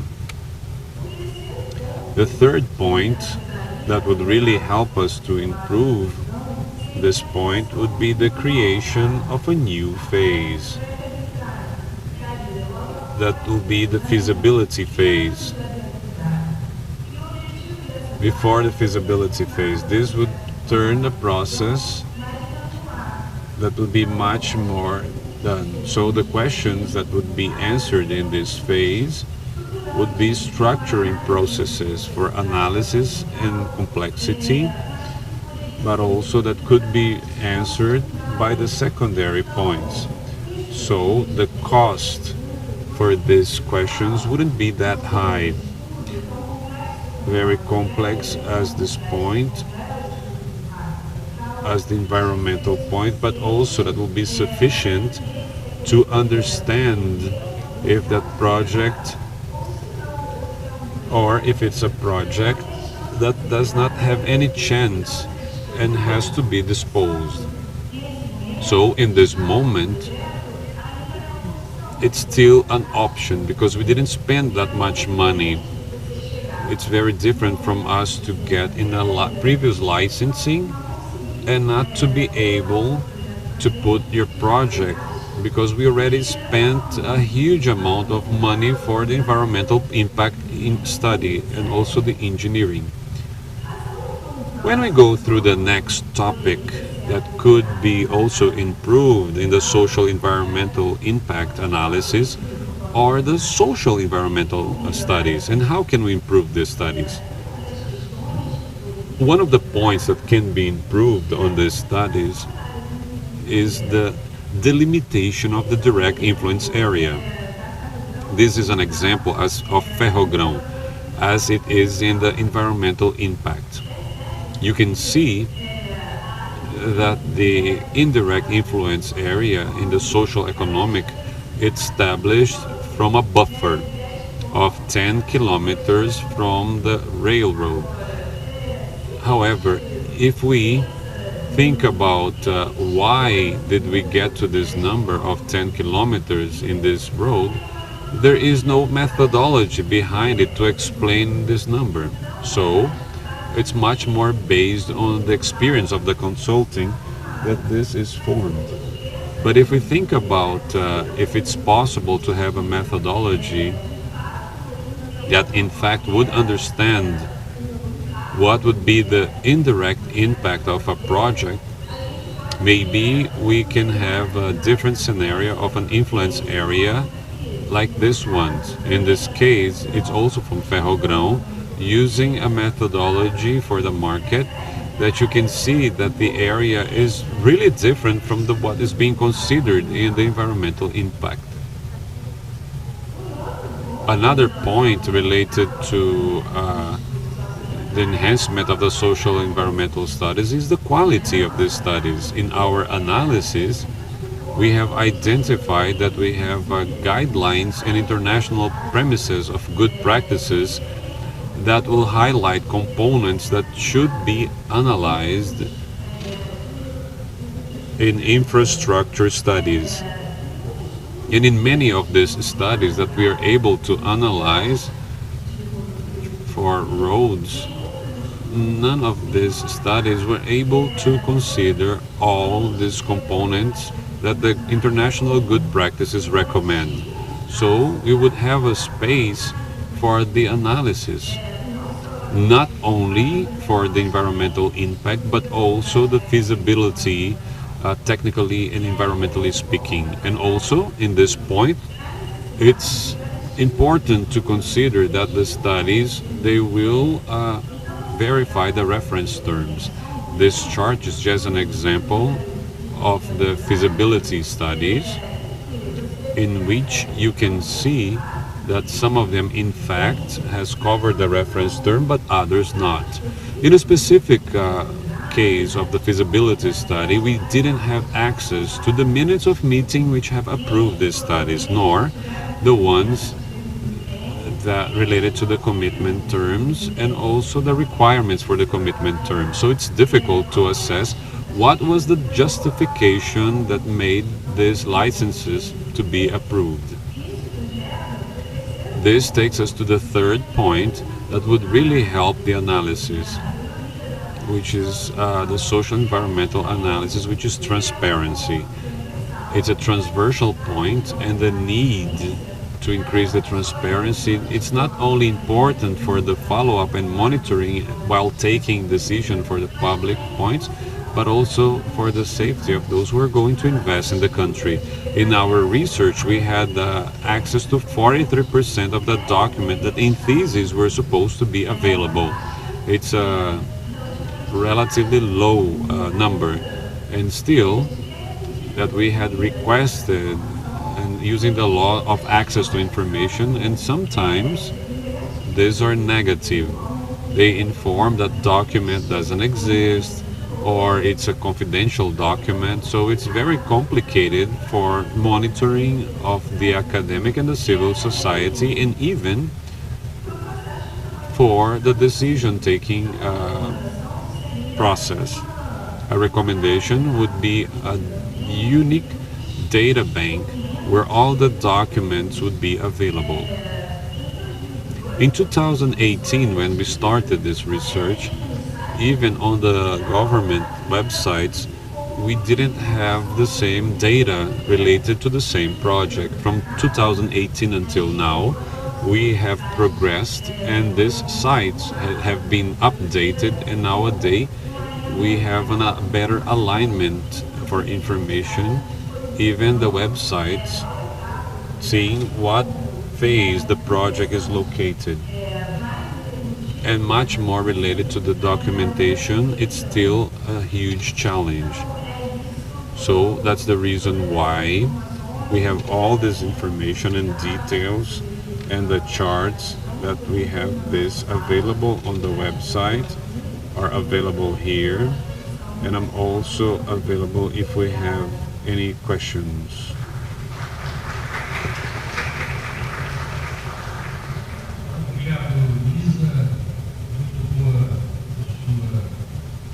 Thank you, Luiza. It was a very good presentation. I think it demonstrates to us that we have noticed in this chart that Luiza has shown us the amount of items to be complied, and how our existing legislation to make the projects feasible and all the routines that they are submitted, which shows what I've mentioned before related to the progress of the Brazilian legislation and also the innovation of this process respecting the sustainability and also to the citizen.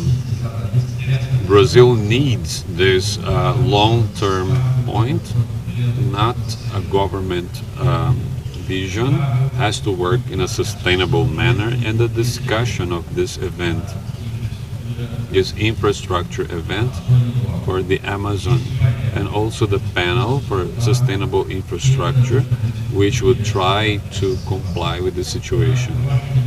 I believe that we still have some minutes, so I'm going to put some questions that have already been made to me. And before, I would like to ask a personal question, Secretary. In your presentation, the railroad of Pará that you mentioned that are going to cover 12 municipalities of the state, does it also cover any idea related to the transportation of passengers, or is it exclusively just for cargo? My dear Renato, please, thank you for your question. This is a concern of the Paraense community, and it's clear and transparent for everybody.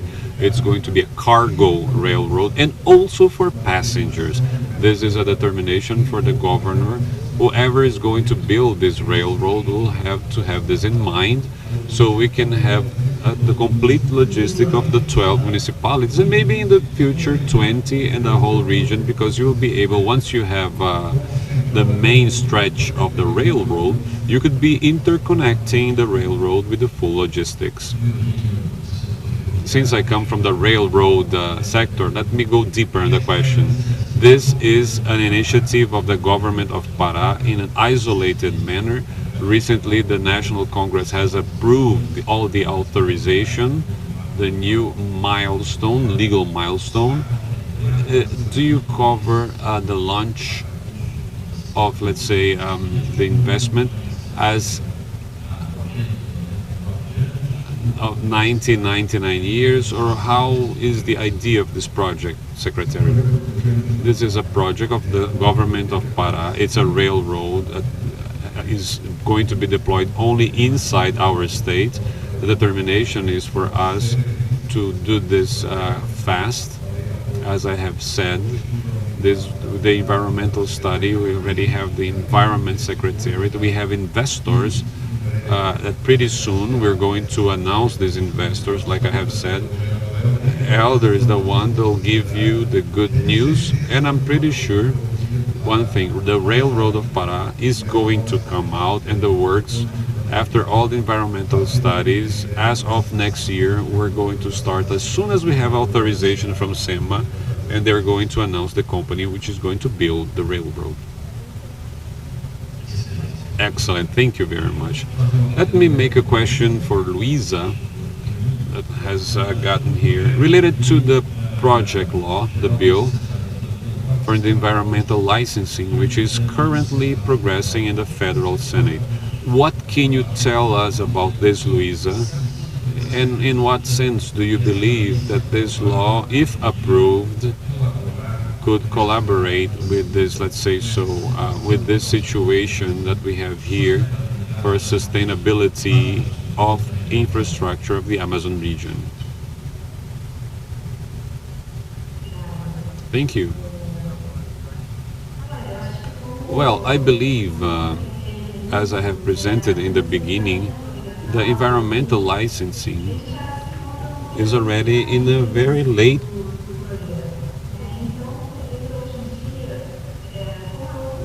phase in the project. It's the only tool that effectively analyzes the social environmental points so that everything is sorted out in the licensing. So it becomes a bottleneck. However, it doesn't need to be a bottleneck if we anticipate the social environmental analysis and in such a way remove the bottleneck and the issues that have to be analyzed nowadays in the social environmental, because there is no other moment for them to be analyzed. What we can say is that in fact we have other moments that they can be analyzed. Since the planning, they could be analyzed when we have a project. We can think about the trace in which are the sensitive areas it's going to go through. Thus, you can start structuring the project. So whenever it's within the environmental licensing, it just needs to go through a final tuning. So what I see from this licensing project that is happening is that it seems to solve, and the licensing would be better. However, the problem is not this point. It's a lack of organization that in fact we will have this to analyze since the beginning of the social environmental impact. Thank you very much. And then we have another question here in the line of the licensing. After we go through these other points, I will read the question that unfortunately we don't have the person who made the question. However, it says, your suggestion of the order of the structuring phases suggests that the auction or biddings for the infrastructure is after the approval of the project and the issuance of the environmental licensing. And then there's a risk of the project which has the expertise, and the CPI doesn't cover the manager.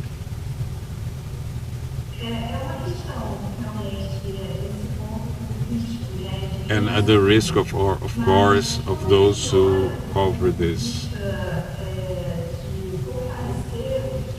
To strengthen the social environmental study, we understand if the project is feasible environmentally, it would not be a risk. The environment wouldn't be a risk. So,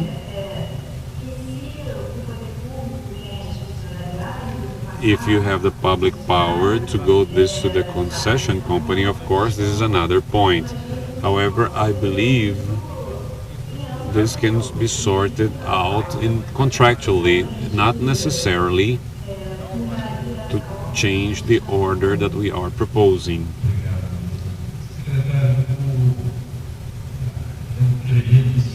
It's a huge challenge, and I am organized with your struggle to put infrastructure projects based on all these diversities of the region itself, and also with the committee to work on the preservation, such as the institutes. Even Luiza called us for this attention. I would like you to tell us, please, what would be the main challenges that you and your department face, and also the co-workers from the other states in the Amazon region they face, so that we would have the infrastructure that would arrive in a sustainable manner in order to respect the limits for the implementation. But also on the other side, don't take too long to be ready in the bureaucracy for approval and in the implementation, despite the fact that this has an environmental impact. But what would be the main challenge for us to do so, answering the society's demand? Renato, as Luiza has said, the preservation of the environment with the infrastructure, they need to work together. This is the mindset of the world, not only for here, but for the whole world, so that we can get investors. We're not going to bring an investor for a railroad that does not have all this care and this mindset. And the speed is fundamental, of course, respecting all the norms and laws.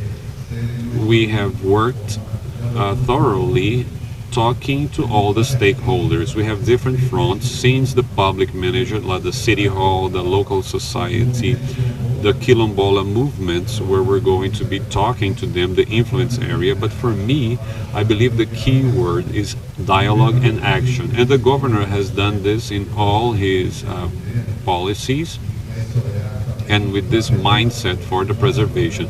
We have different programs. I'm not going to focus on all of them because we have a huge number of programs in a sustainable area of the 279, Ourilândia, Água Azul, where we had a huge deforestation area. And once the government took a very fast action, delivering also titles for the land, we only believe once you give a title to that citizen that's there, you will be able to give him all the legal aspects, credit, and also be able to put pressure on the person.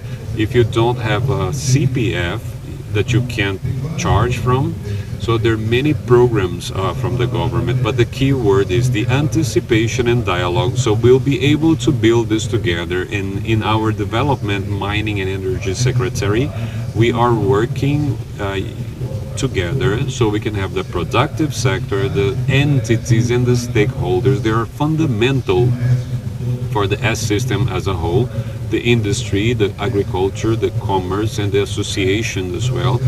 The local business association, as Luiza has said, we need to anticipate the actions, and this is what we are doing for the Pará society, so that we can form, qualify, and have this mindset.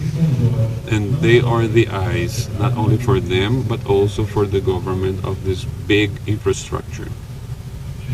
Thank you. Very well said. Thinking about this development, an event of this magnitude, before all, it's a very important event. It's not only the discussion of the points and also the specialists' opinion, but also the indications of paths. And I would like to make a question to both of you, starting with Luiza. In the bidding proposal for this event, for example, in the proposal for the Amazonia in Loco, for the discussion and the mindset, and that would indicate, in fact, all the path that we should take. In your opinion, Luiza, what could be being done in this environmental area that you represent as a milestone, as the final point that needs to be overcome? Like he said, the title of the land as being as a first step. I think we all agree to defend this point. I would like to hear from you in this sense. In your opinion, Luiza, what is your proposal for this point?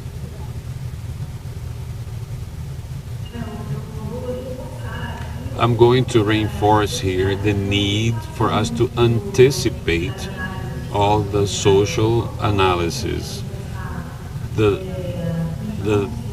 When we consider all the sensitive points of this area, it's better, the projects are better, the projects are much more robust, and less chance to have a significant impact when in fact we have the license. Excellent, thank you. Secretary, such a dense and heavy topic as land title in your mindset as a private sector, as you've been from entities, private entities, and as a state secretary on the public power for the development, what would be your words? I believe that the words are the dialogue and knowledge. I believe those two have to be together.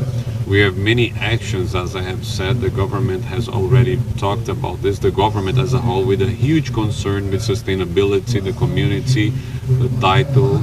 This is a milestone of our government. We're giving many titles, things that didn't happen for many years, so we can have dignity for our local community. But I believe it's knowledge. People need to know the Amazon, what is being done here, how we're doing this, how we're building different actions in a sustainable manner. And my presentation as a whole, which was held at COPI, giving it to the society almost 500 million reais so that we can be concerned about the bioeconomy and all the sectors of the state. I think it's important for you to be part of the Amazon, know the Amazon, see what's being done. And now I would like to thank João Augusto and all the European Chamber of our Vice President, who brought everyone here some days ago,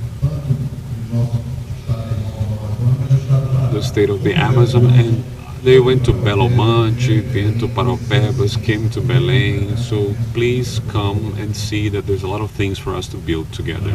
Wonderful. One more question here. This time is for you. The project comes from Jaqueline Silva. The railroad for Pará, it's going to cover 12 municipalities. In these municipalities,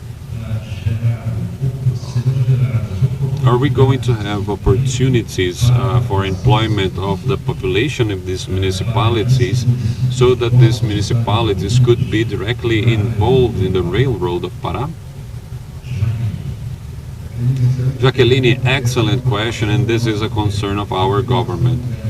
By a determination, I showed in the presentation the meetings that we had even before the licensing. We have gone to the society, go to the public manager, so that they can see the networking for the qualification for the locals and qualification of labor. And the S system has been of fundamental importance for us to qualify this together with the Federal University of Pará. We have a railroad engineering course here in our Federal University of Pará, qualifying the people so that we can not only be working and supplying for them and also creating this salary for the municipalities, but in the future operating this railroad of Pará. I come from the railroad system. I feel very comfortable to talk about this. Brazil, right after the more than 100 years ago, was the second biggest railroad in the world. Unfortunately, after the governments on the 30th, from the 1930s, they didn't prioritize this type of investment. And then today we have been used, or we had, because this government made new investments. Until 2-3 years ago, we only had 1/3 of the railroad section operating commercially. We got to 32,000 kilometers of railroad. using, in fact, more than 14,000 kilometers. So any initiative in the railroad sector, and not only related to cargo, which is logistic, which is fundamental, in a state in which the area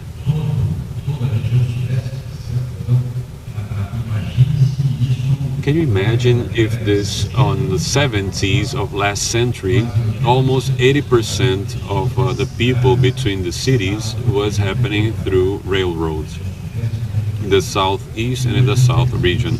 And unfortunately, we don't have in Brazil any other passenger line except for some cargo lines which are obliged to put some services for passengers, such as Vitória, Minas, and other line of Vale. All these railroad initiatives, and I would say, as a person who has always worked in infrastructure, all the infrastructure in our Amazon region is extremely welcome, is extremely necessary. It doesn't make any sense that the soybeans would get out of Mato Grosso and go all the way to the port of São Paulo or Santos by truck, or even for Paraná. It doesn't make any sense. It costs $100 a ton, while we could have make it feasible to have the Ferrogrão, Norte, Sul, and other railroads. The railroad of Pará, which is being discussed here. I think all these initiatives are extraordinary, and we can see that the country at the beginning is a blessed country.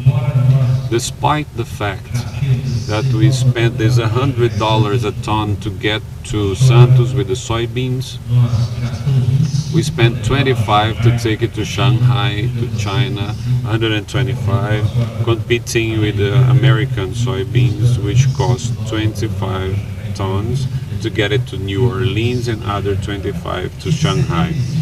This points of difference, this weather, this climate, this effort, this experience, and the study, the Embrapa, and all the intelligence would allow us to have 3 harvests throughout the year, and a wonderful productivity, and we'll recover the $75 of Brazilian costs that haven't been solved yet. And due to the logistics, it has to be faced. The infrastructure has to be faced with all the reserves and everything that Luiza has mentioned, and the secretary has mentioned as well. I believe that this is the statement of this event. We need to have more communication, actually, than any other initiative. Your comments. I agree with you, and just to make sure this point, this is the first sector of the investor. The first sector, it goes from Santana to Marabá. There is a point for our European unit, so that we have here, we have 1,000 points, and the other points as well. This first section, definitely with all the interconnections, and in the future, and the license is ready, and the connections with this point, the federal universities. We have this point, we were going to have the second section, and these connections. It's very important for the development to debate with the specialists, so that we together can work with this discussion together with Luiza's team that would like to add, because we want to be together taking dignity for our society. Luiza, would you have any comment to add, so that we can facilitate and speed up, let's say, this process with responsibility, with the speech of ESG, which is very latent and also present, let's say so, above all on the Amazon issues. The previous panel that I said was talking about Brasilia with the CNI director for this project, plus 21, that they want to bring all this behavior for ESG for this chapter, and above all, in your expertise in the environmental area, what are your recommendations? Okay, Renato, actually it's very strong. The investors are really more concerned about the social environmental issues, especially when we talk about this Amazon territory. So I believe that all the recommendations that have been presented, they are extremely aligned with what needs to exist. So do you have any clarity with the process? And what would be the decision taking of the public power? And this gives us a much bigger transparency for the investor, which is also a way for the civil society to see how these projects are being analyzed, how the studies are being approved. This brings a bigger safety for us. So this first point is very important. And the second point is what strengthened the environmental issues and also making use of all the instruments that happen, like the technical and environmental issues that could be used. And I believe when we talk about this point, we need to see and verify what we have from this point and the legislation and how we can empower to enhance this for the social analysis. Excellent. I'm making use of some minutes here for us to verify this, but I can't lose the opportunity to explore this moment and also to share with you all the perspectives. In this sense, the Secretary, I would like to make a question for both of you again, Secretary and then Luiza.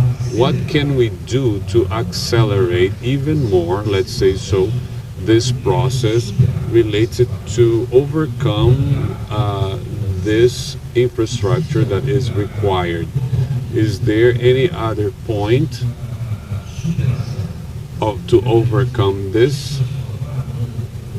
And also this point as well, to be able to have this approval that many times ends up impacting in the results point of view, a new bottleneck and a new issue to be solved, almost opening a project when that project is already overloaded based on all the difficulty that we have for approval. I would like to hear from you how to overcome this bottleneck. I believe we have already talked about this. I think it's anticipation. We need to anticipate and be checking what is going to be done and work together. For those who think is going to work on an infrastructure by themselves, they won't be able to get it done and not even get the investor. So we need, in a transparent manner, and this is a determination from the Governor Elder for all the works, so that we can show the society, talk to the society, anticipating all the actions, so that whenever we have, like Luiza has said, the environmental licensing process, it's much faster and with more confidence. With the public hearing where the society is going to say what they think as well, but the preparation and the meetings before this is fundamental to anticipate any type of problem until we have these points. We're talking about infrastructure, but any other type of productive chain that is going to be installed in the countryside of any state, we have an industry that is going to take 500 people. We need to be qualifying these people so that we won't take other people to occupy those points. So we need to have this anticipation and the efforts where we are going to have the projects to happen in the stipulated deadline. In your mindset, Luiza, how do you understand, how can this be accelerated, of course, without losing the responsibility, criteria, and the environmental protection that is extremely important? I agree with what the Secretary said, and the anticipation is a key word.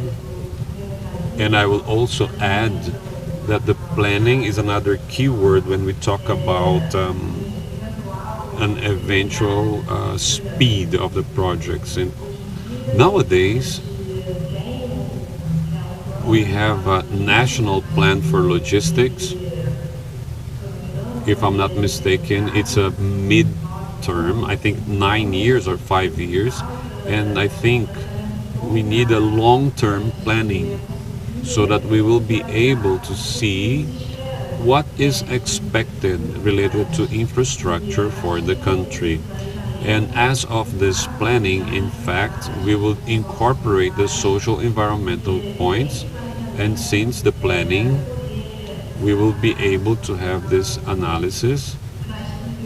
But also for what happens today, if we talk about nowadays, definitely the anticipation would really help us.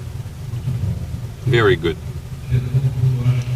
Okay, time is over. So I would like to thank, I still had a question. It's going to be addressed to the Secretary. It once again is related to the railroad. Thank you very much for your attention. Now let's receive our Vice President, General Mourão. Thank you very much.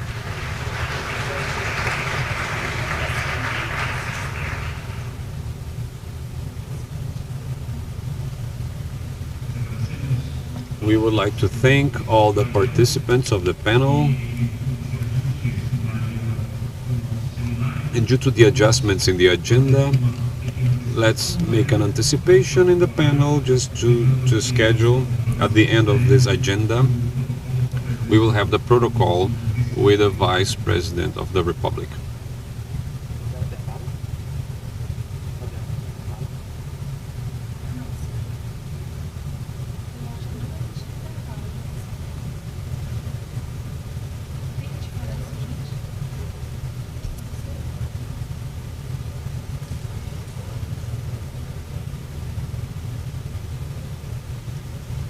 Tem intervalo ou não? Tem intervalo, tu sabe?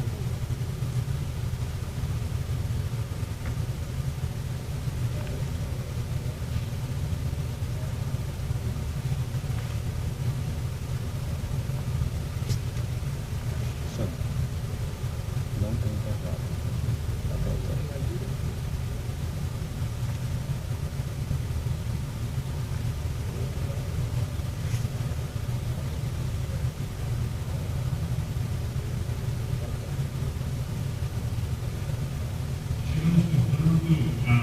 Now we are in the last part of our technical, we're going to have the 8th panel of the event addressing bioeconomy. How do we attract investment? Now let's start inviting the members of the discussion. Please, Mrs. Rosie Hoffman, Support Secretariat, please, let's clap our hands.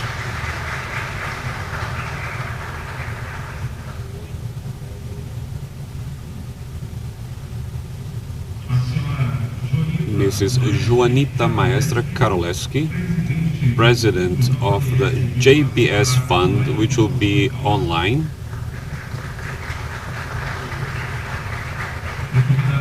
And also another Patricia Darus, she is the director of the Valley Fund.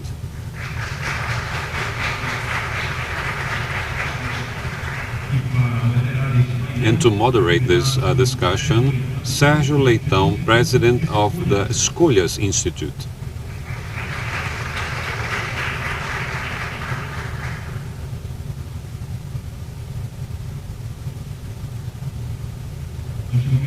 At this moment, we talk about Mr. Sérgio Leitão. Good morning, everyone. Thank you very much for the invitation on behalf of the Escolhas Institute for us to be as brief as possible. I'm going to give the word to Rosie. She's the Secretary for Economy. Good morning, everyone. Thank you for the introduction.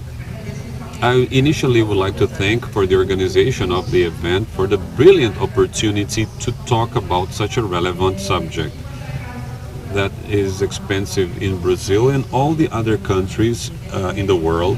It's a latent theme and requires a lot of attention. And of course, at PPI, where I work in the environmental license support, and the main target we have is to have a sustainable infrastructure for the country with partnership with private investors especially. But since I'm going to talk about my presentation, we also have some public works in our projects, including Pedral do Lourenço, which has been said recently. And what's the message for all of you today? It's possible to have a bioeconomy in the Amazon in a sustainable manner. And in order to do so, I'm going to bring some key words that we always hear from the investors: predictability, legal stability, and clear rules. Today, I'm very grateful to have the opportunity to interact with different investors from different countries who don't want to do things in any way in a short term. What we always tell me what I need to do so that the project can come out the best way as possible. So the PPI today, which is an investment partnership program, works with different lines of action to make the infrastructure feasible in a sustainable manner. The first one, as it has been said in the previous discussion, to anticipate the planning. We have done this not only in the infrastructure for transportation, but also in the power sector and many others in this department. The other line of action is a more specific line for project management. In the project, we work with the conflict management to try to increase the communication and expand it. We always talked about improving the communication. There are many things that we do that we need to have a better communication. All the projects that go through the PPI, they have a huge intensity of meetings, debates, discussions with all the stakeholders of the projects, being favorable or not. And the third line is the regulation.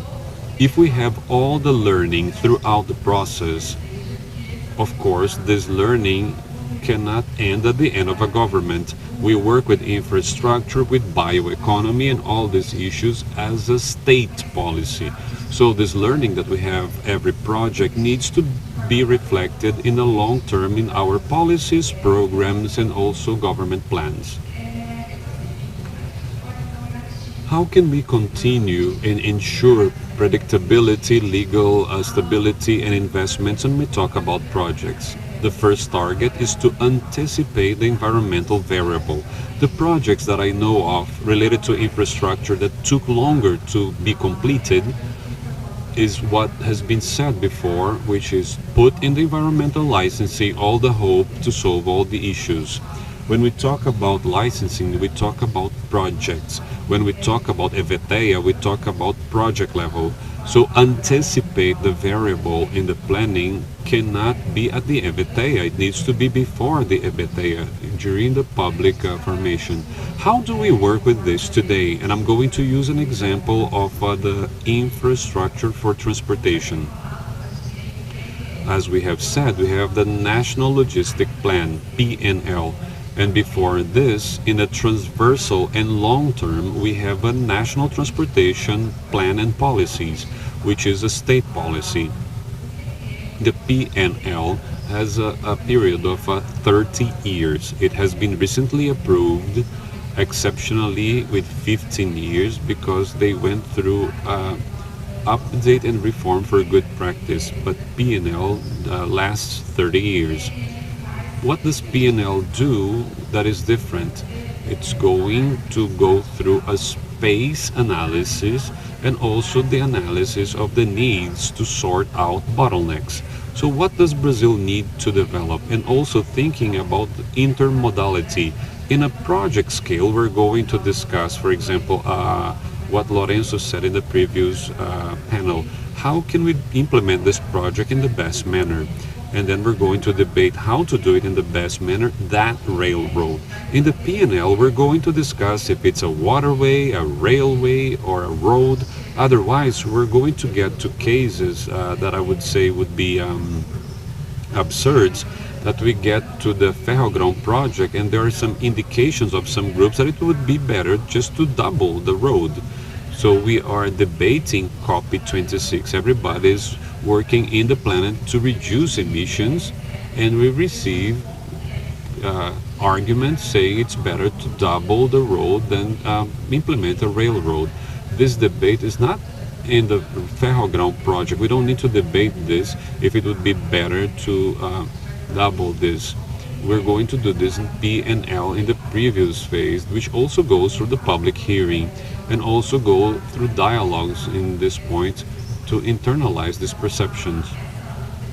So this anticipation of this point has been done. It can be improved, and we have another document that needs to be mentioned, which is of public interest, which is recently launched guide from the Ministry of Economy, and the union has also verified this. We are used to always be receiving critical for the points, and now we have A+ for this, which was the analysis for cost and benefits to establish this structuring of this point in the country. So today we have this point, and the first most important criteria to this variable is exactly the calculation of the emissions.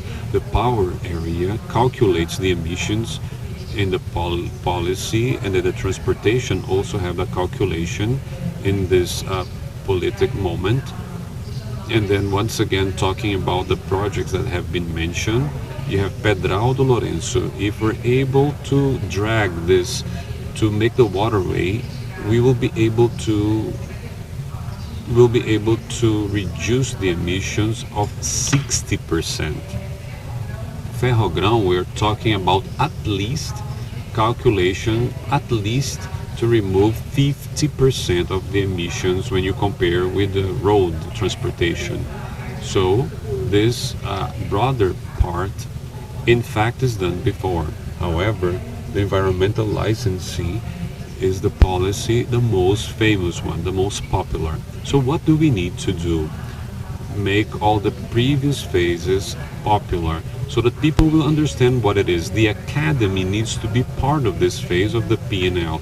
The civil society also needs to be part of this P&L because it's an open window, but not necessarily people are feeling engaged and they didn't notice the opportunity to be part of it at this moment. Because if we're focused only in the structuring of each project, and then I apologize for those who ask about this point, if we're stuck to every project, we lose a great number of opportunities for the previous phase. To say that you can only go through a bidding process if they have a license and approved project, you take out the private initiative to use the best technology.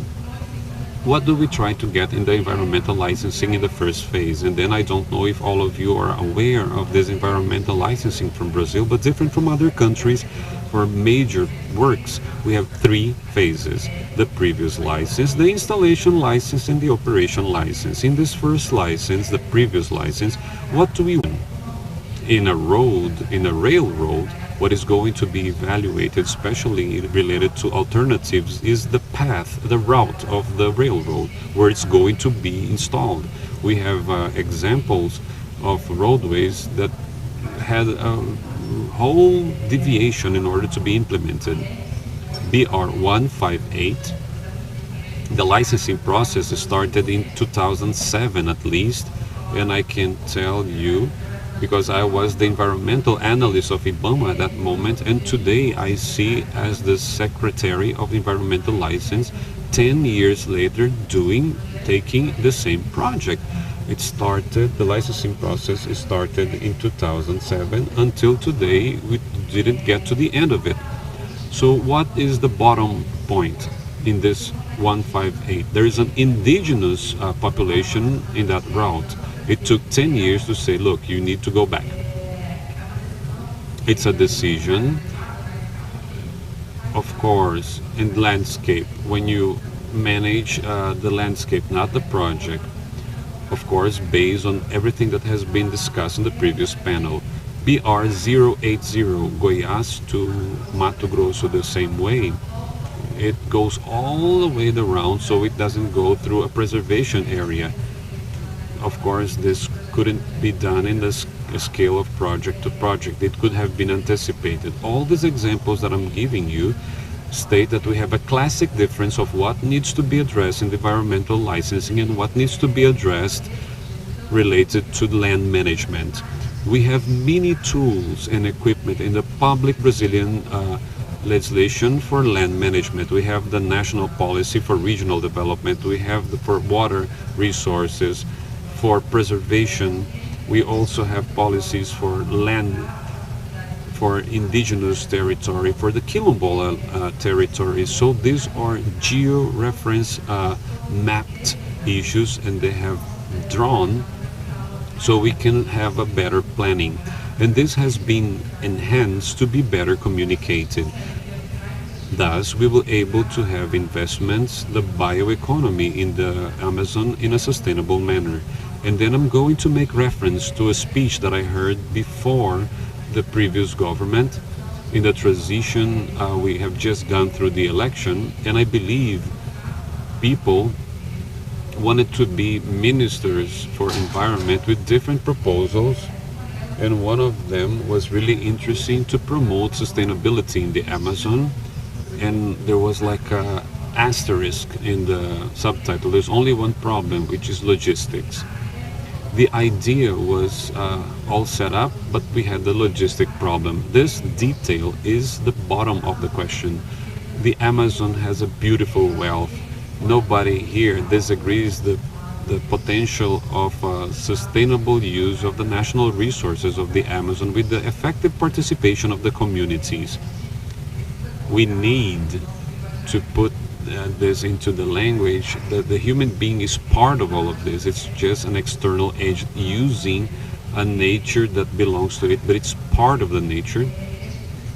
And we need to connect things like logistics, connection of those who produce and consume, and connections as well related to the communication. How does the PPI contribute for this? We have different projects in the environment that we are addressing here. So we have regional airports, before forgotten. We were seeing a lot the structuring of the concessions to the most profitable. If you want to have a partnership with a private initiative, you're going to offer what highlights the eyes of the investors. But we didn't close to the regional airports. It's necessary to have an environment where this point is made in Rio. But let's think about emergency. You're not going to get the waterways to take 5 days to get the hospital. You need something fast, something urgent. Airports. So the airports, the regional airports, are also being considered in the investment partnership with a much more social mindset, which also helps to connect the bioeconomy. Products with added value are able to fulfill this transportation that is more expensive, because the air transportation is much more expensive. Related to the waterways, the main one is the Pedral do Lourenço. The licensing started in 2013, but to communicate, does this mean it's not progressing? No, that's not how it is. At IBAMA, different from other states of the country, the licensing process is initiated with the description of the project, and then it's going to take a while discussing what to study, which is the reference term. And only after this they're going to study. It's going to be submitted for analysis. The study has been accepted for analysis in 2019. So today we have a very good perspective of finally having an effective answer if we are going to have or not the feasibility of the Pedral. I understand that it's clearly feasible when we talk about transportation models. Waterways is the top of all the less pollutants, less impact, that brings more benefits to the society, and it's internalized in the culture of the Amazon. So the transportation of big cargo as well as transportation of other people of less scale. And of course I can also mention the 5G. When we talk about connectivity, it's not only to transport things or people, but also to connect people through the internet, through data. And 5G is one of the biggest bidding processes in history. It has done in a very transparent way, and we hope that in the short term we will get great results as well for the Amazon, because this is how you do it. To bring investments for bioeconomy, we need to have clear rules, so let's communicate this the best way. We need logistics, we are providing, we are going to get it. We need connectivity, 5G, we're gonna have it. And with this I'm going to close my speech, very optimistic, so we can continue with the debate. Thank you, Secretary.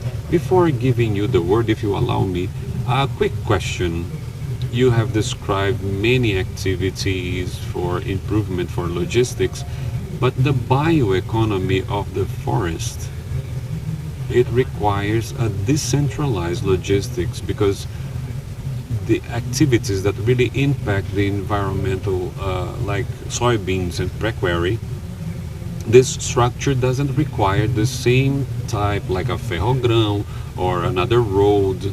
So in this level of this bioeconomy that needs to attract the communities that operate,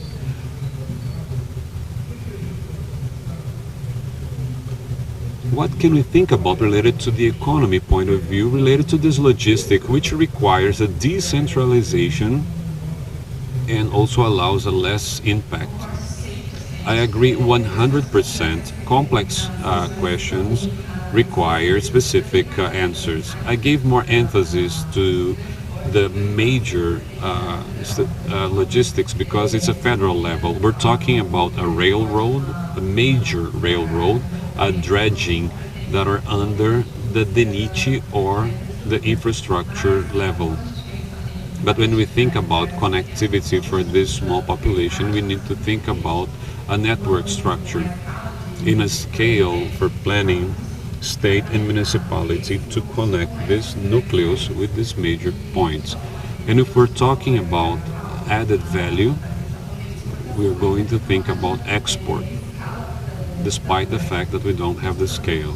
The products, the Brazilian product, and we have this point in the social and tradition, it has a very big market outside. I'm going to use as an example a project that has been done in the licensing process of Road 163, and we can see how the impact is seen according to the project. BR 163 causes this impact. What's the main impact that really generates concern? It's what's shown, the fishbone effect. What do we expect as a mitigating and compensatory measure? Do not allow deforest to open these roads in the surrounding areas. In order to promote the access for the Kayapó indigenous territory, the indigenous, they asked us to open section which generate more deforestation. But on the other hand, you're going to have a vegetation suppression, but you will be able to connect the production of the Kayapó production with different markets. So the sensibility in this point is to connect people so that they could have a sustainable economic production and transport the production, because it doesn't make any sense to set up an infrastructure close to the community, because when we talk about connecting people, they're many structuring axes, and we have these ramifications that need to be seen in the federal, municipal, or depending on the environment, on the federal level. Thank you, Secretary. Patricia, let me challenge you initially. You have a expertise in the social area, in a place and a location that we have a lot of violence issues. You have poverty as well, and now, which is Rio de Janeiro, you have a lot of interesting experiences. Now you're working with the Valley Fund at the Amazon, and the Amazon also has some issues, of course, maybe in a scale that starts to get concerned, with a violence rate that's very high, maybe one of the highest in the country, with organization problems, which somehow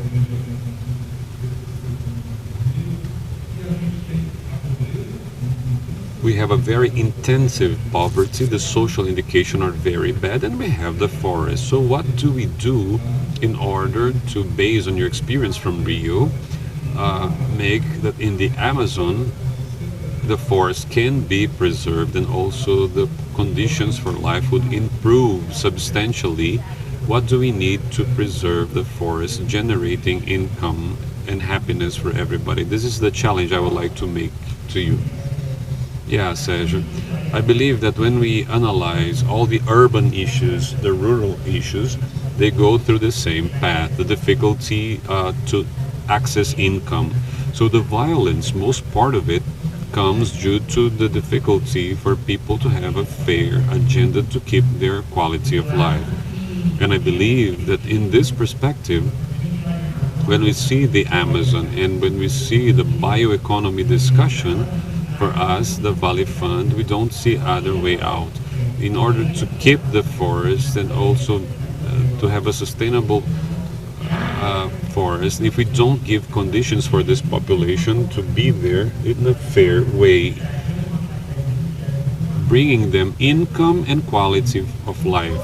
So all the Valley Fund is based on this perspective to strengthen the population, despite the fact that the objective is always focused on the environment, how we can keep this environment preserved, and how can we develop the initiatives to effectively recover what has been deforested. There is a generation that is very strong. That's why we talk about social positive impact. Everything that the Valley Fund has been doing on the latest year is to strengthen this environment, this business environment, for impacts which have this social environmental as something that is considered relevant, effective. That is the only way we'll be able to change this reality. If not, there's no way out. May I talk about the fund, please? Please do. I have a presentation. I don't know if this is going to talk about this later.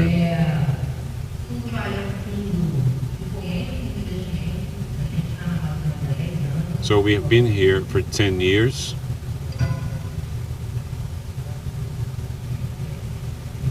Let me try to see. Oops, there you go.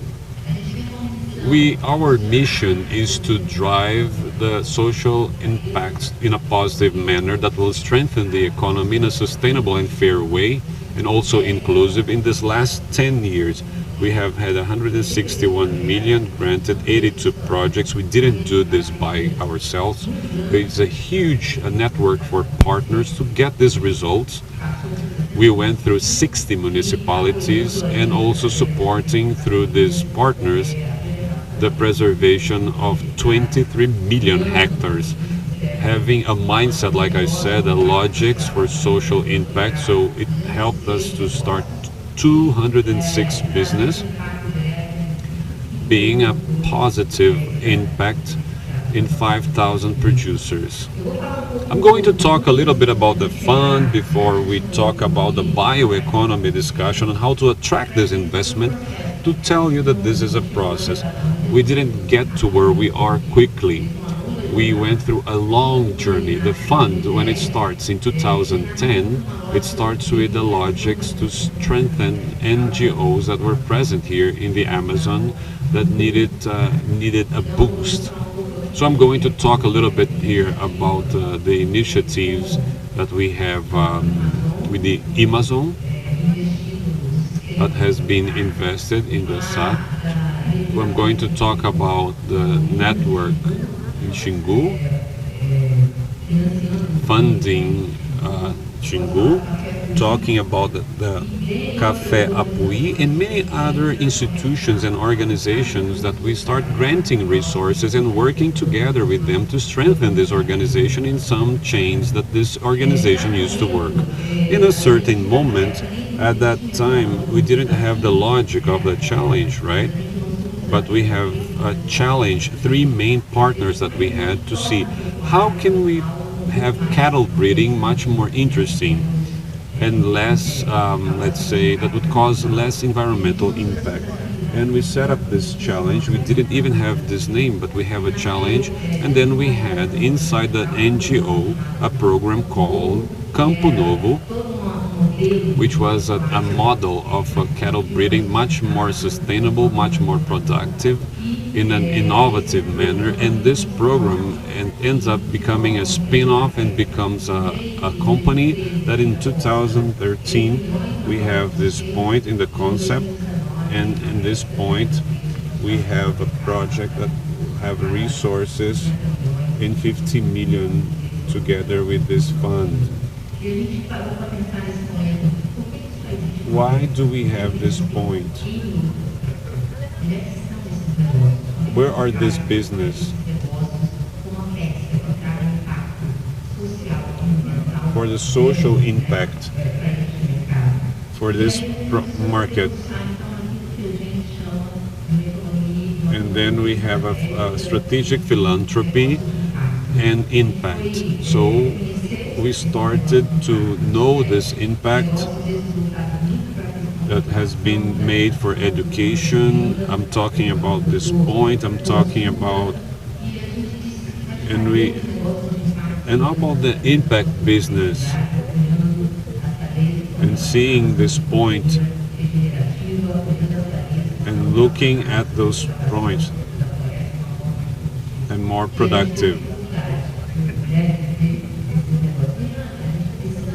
And we need to foster this business.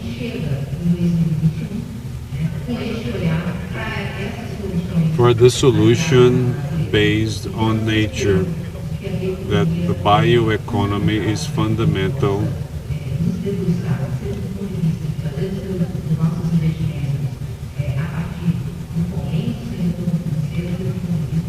and also in the point of view to make the investment, and it has to be fair. We have the funding leverage to get this logic,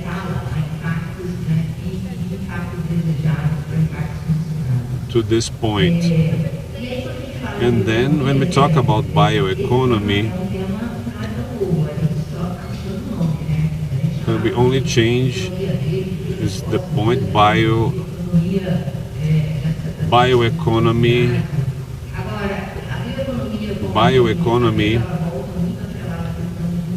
It's also related to entrepreneurship,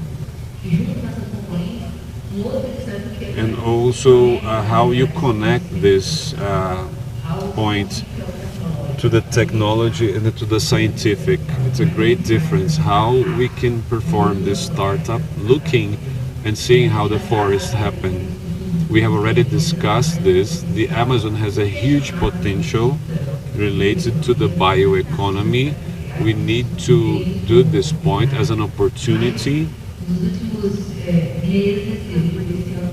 And this month we went deep on the bioeconomy. For this point, we need to face some challenges. I believe Josie has already talked about this. Offer capital, and also that point and incentive.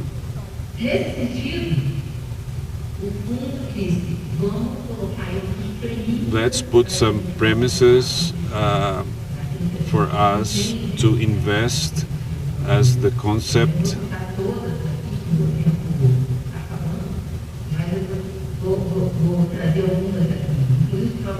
and also the traditional people in the arrangement that has sustained in the business.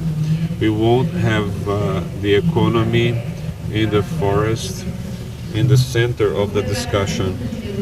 We have another point that is sustainable. It has to be good for the market as well. This change has to be fair. This is also fundamental for us to distribute this income inside this productive chain. And also to see this point, we have all those points. We haven't seen this, discussing this with the same point as us.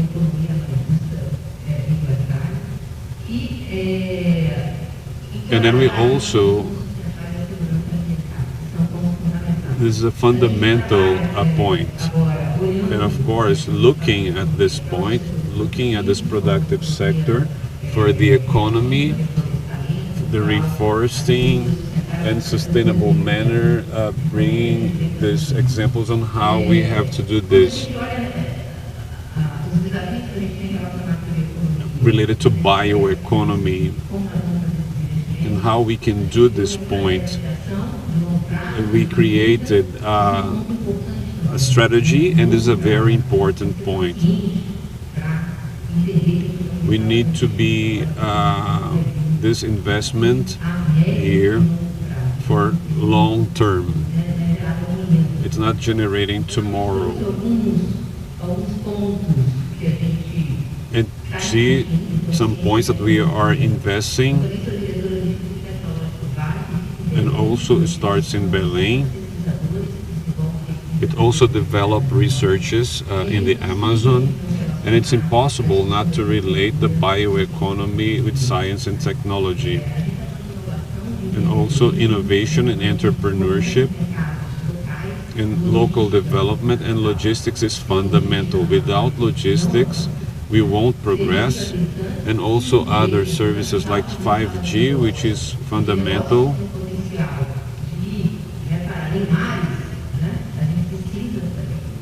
And we need technology. We are talking about capital offer. We need to have access to this capital, and we are talking about to strengthen the ecosystem for impact. I brought some examples here for what we have been doing, and the Valley Fund has supported the Conexo that has been here with you. Last year, with all the resources in the social environmental points, we had invested at the Conexos previously. In some organization, we had the COVID situation, then we felt the need to quickly re-guide the resource in our funds so that this plan would be able to cover these situations so that they won't lose the financial effort. So we have this response plan. And then we have an impact when we talk about bioeconomy. Before the table, we do have money. What's missing are good business, and for good business we need to foster and speed up. So we are investing. And I brought an example, which is COEX, which is an extractivist corporation that we're going deep in the Jaborangi issue and also investing in the COEX. So how this capital offer of science and technology is related to the COEX. It's also inside this acceleration process. We will enhance this chain. The Amazon chain, which is entrepreneurship and impact, we are mapping everything, and we participate in some forums. And in 2019 until now, we have been investing in the startup, and we are having resources. We have 2 startups for this point. How do we attract investments? We do this in co-financing. This is an example for this. When we have this money with other money to do what we have leverage, it's catalytic, it's a philanthropic and patient capital. We have tried to have another resource and fund in a quota that accepts more risk so that this fund can attract other investors that don't have a lot of risks like we do. We also have developed many instruments and blend findings, getting different points, risks and expectations. For example, coffee. Last month, COVID went through a different period without financial return, and this year we are able to get more than 2 million in investment. So how can we conciliate this money? We are verifying a lot of financial arrangements that would connect the producers in the bioeconomy. We are talking to many like cocoa chain, trying to foment this arrangement to see all these points in the point of view, including research of this chain, and also to accelerate organizations that are there with the expansion project, number of hectares to make this chain happen, also attaching it to the market. And of course, we also have insurance for credits and the Connexus Fund that I bring to you as a fund, and the investments that we are trying to do so that in fact this could be done. Also, corporative points focus on the biodiversity. And just 2 points to wrap up. When we talk about fostering investments, we need to have these 2 work fronts to achieve results that are solid. The Connexus points, it starts in 2018. We were one of the first investors, and they mapped 1,040 business of the biodiversity, 402 in the Amazon, 122 in the state of Pará. And from that point on, it went through an acceleration process and strengthening of this business. In 2020, we had to change the resource and put our money in the COVID response plan. And now in 2021, we are helping the Connexus Fund. And this fund is receiving not only from Vale, but also from other organizations. When we see the fostering for investment, we can see 50 million in investment. We are trying to support 100 families that have been granted and unlock, as I said, 300 millions in the PRONAF in 5 years. These are extreme points that are very important for us to make the difference and make effective points. When we see more partners for the Amazon, which was a project for acceleration as well, business acceleration, the Vale Fund has bet to have this spin-off that starts inside the initiative to become an accelerator. So we worked a lot so that AMAS would become this accelerator. So today AMAS was launched in 2021 with 5 co-funders. The first one was 156 business applicants that are going to be made in a 200,000 point. I brought these 2 examples showing that the fostering for investments, they need to be together. I think there's still a lot for a bioeconomy of the Amazon, for the structuring of an environment that is favorable for this business.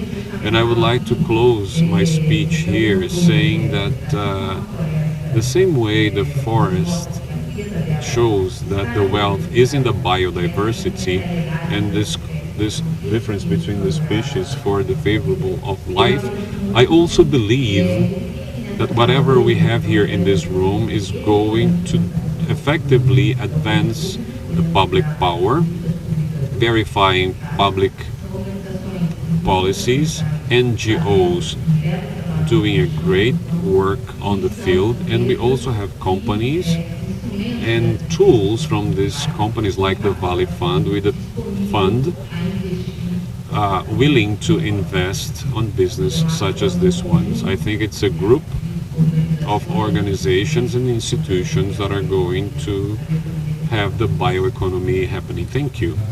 Thank you, Patricia.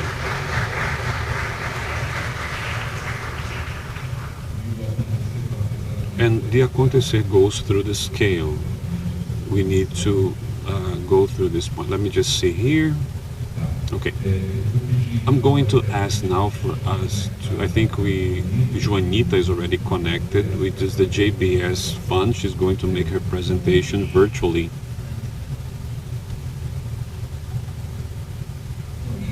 Good morning, everybody. Can you hear me? Yes.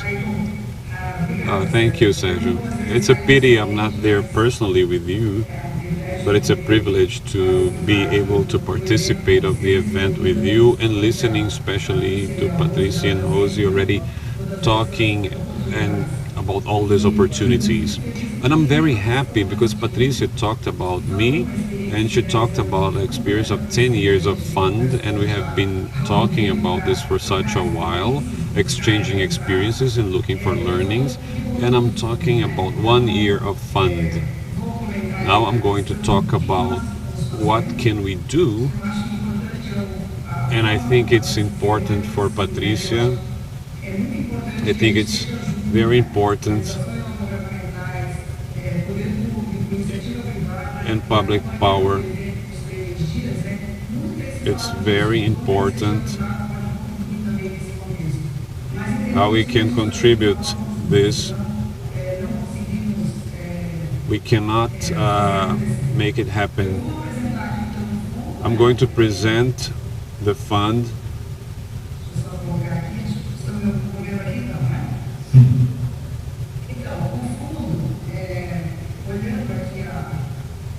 Looking at this point,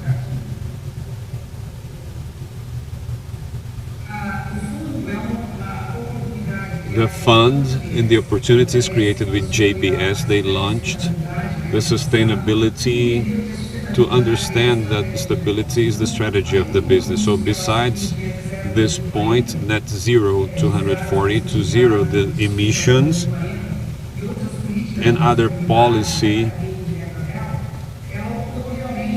it has this point that the Amazon has an importance, a huge point in the weather.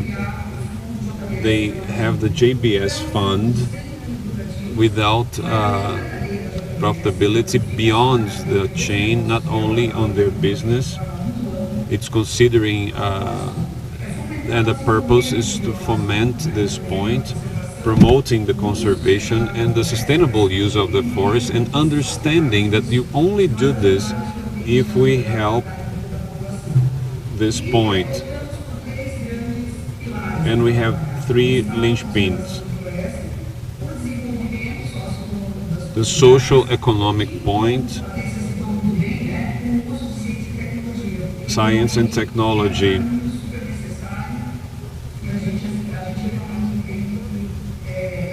we understand that we need to take this inside the bioeconomy.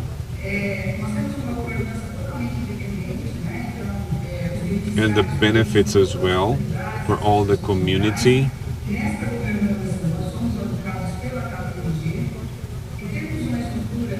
And we have a structure, and we have a huge opportunity. We have a constructive council with many people that know and have the experience in the Amazon, and a technical committee that helps us to define the strategy and to evaluate the projects that we are seeking for. Inside the strategy of the fund, we can see a lot the value chain. So how can we have a better understanding of the value chain and what produces in the Amazon, and also to eliminate in the bottleneck and create the opportunity to try to have this point to replicate the business.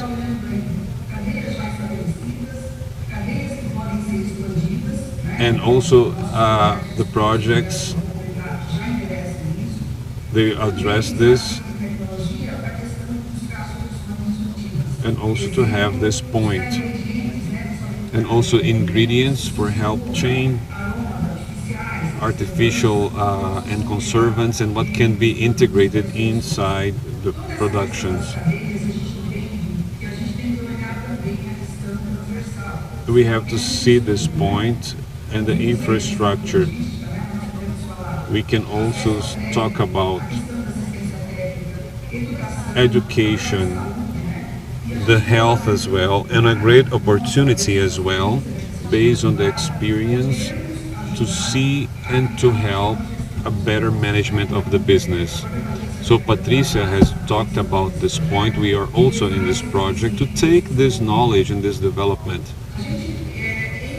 In June, we have launched the first project of the fund after we worked on the governance. In September of 2020, we have selected the first 6 projects. And since we have selected these projects can have internet on it, internet site, and we also have studies to be able to identify all the opportunities. And when we perform these studies, we need to be talking with those who are there later. So the Valley Fund here, but we have Connexus, we have also, which does a great work. So when we are also identifying the projects, we made this assessment of what we had in the market and what we have established.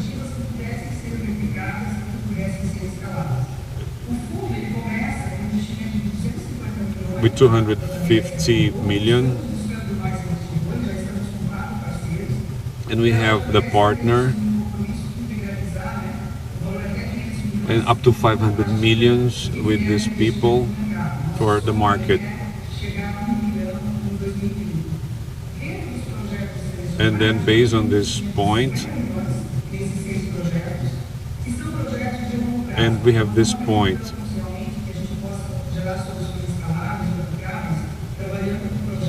and only working with short-term, and also the experience based on this point for the projects. We have 3 points. Those are the points that we will help this platform to be able to develop new business.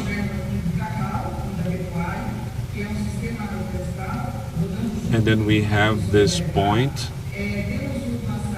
We have the one from Açaí and Amapá. We have all this point, and the idea is to have this for the Açaí. We have also points, another issue for fish, pirarucu and other fish, especially to try to get the demand for this in the market. And the structuring points for this point is for the bioeconomy. So here we are still together with the Valley Fund, collaborating for the expansion of this environment. We also have AMAS, the accelerator. We are the investor. Patricia talked about the numbers, but we have 150 points. We have another point, and also another point that we have a huge opportunity for the of a bio factory of the Açaí. We can think about this of the productive process of the market. Now we have a great opportunity for us to increase the value so that these families will receive for what they produce. Another one is the fishing, a sustainable fishing in the Alto do Juruá. This is a project that initially came with a huge demand with a boat to transport the fish to the conservation area, but we believe we have to do this for it started in this point, have a lot of opportunity, like it has said.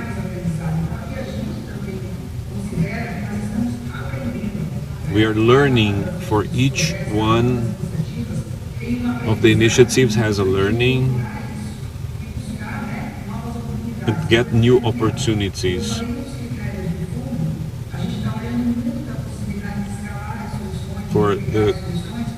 So that we can have an expansion of the bioeconomy.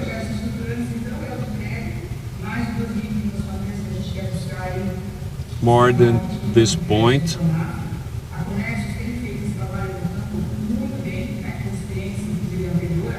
and then Karina,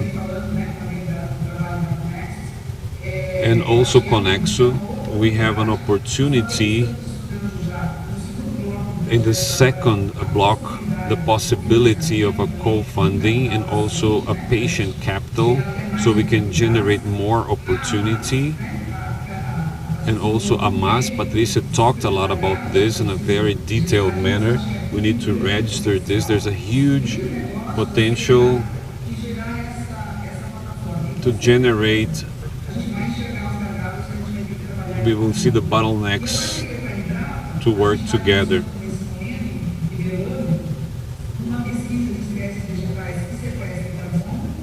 Also for carbon,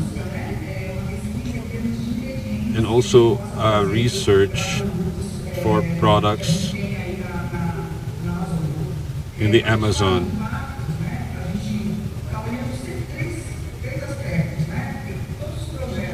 And all those points, socially speaking, in the Amazon as well. And also the commitment that we need to pursue. We are reducing carbon. Families are being granted. How many hectares are we going to be doing? Especially, Sergio, based on your question, based on the opportunity of this point, education, health, and even to reduce violence. For us, the Amazon needs support. So we have understood that you can't do anything by yourself. We think about 250 million, 1 million, it's a huge amount of money, but we see that there is a huge opportunity. So we have worked here as partners. We understand that we can't do this by ourselves. We're talking about all the partnership inside the projects, the Pirarucu Association and the Fish, Embrapa, and all those points, and the Restaura Amazonia, especially, so that we can, they are working with us. We understand that there's a huge number for them. Maybe using them, we can have Elanco, which is a world-class company with a great interest in the state of the Amazon. We have Viagem, genetics company that also found an opportunity to work with us overseas, which is a leather company as well, that also is related to the acai.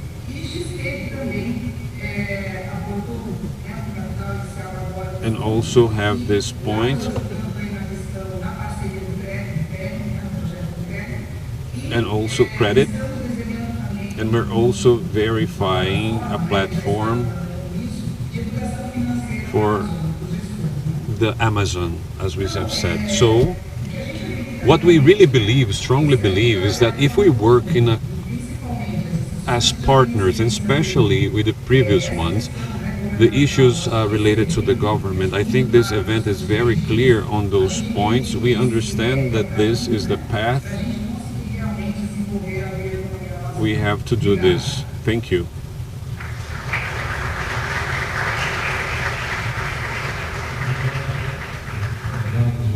Thank you, Juanita. We have until midday, right? Just to make sure we are until midday.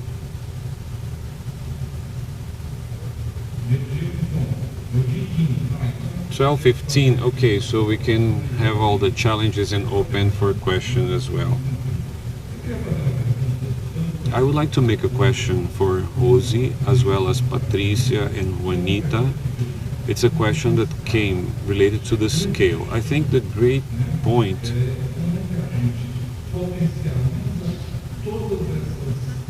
and how do we have all these experiences that have been covered. So this bioeconomy for the economy.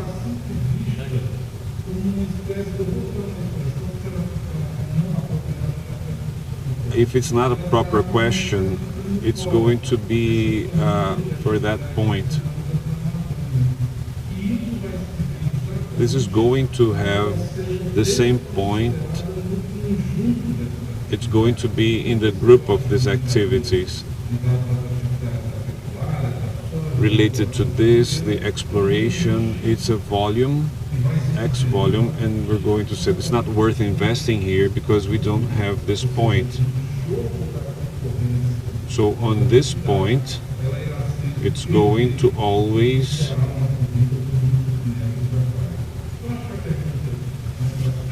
the question for the great excellence. What do we do? How can we compete? How can we do this? Because this has been modified. We have these points, we have other conditions that are favorable for this. If the bioeconomy is not good, it's the same package. And I talk with Jose. Well, look, I will try to make some points because we have had different comments related to it's not always possible to get the proper scale for a great number of challenge. The key word is you need to have the cost of the product to see if it's sustainable. And the sustainability, we have the economy. You have social, environmental, and economic. If the numbers don't match, that production is not sustainable. And then using this expression that you use, the poor cousin, and then you get this with the environmental license. You have a federal road that the conditions for the environmental license is that Denichi had to buy from a community the production of this point. There's no way Denichi can buy craftsmanship from a community.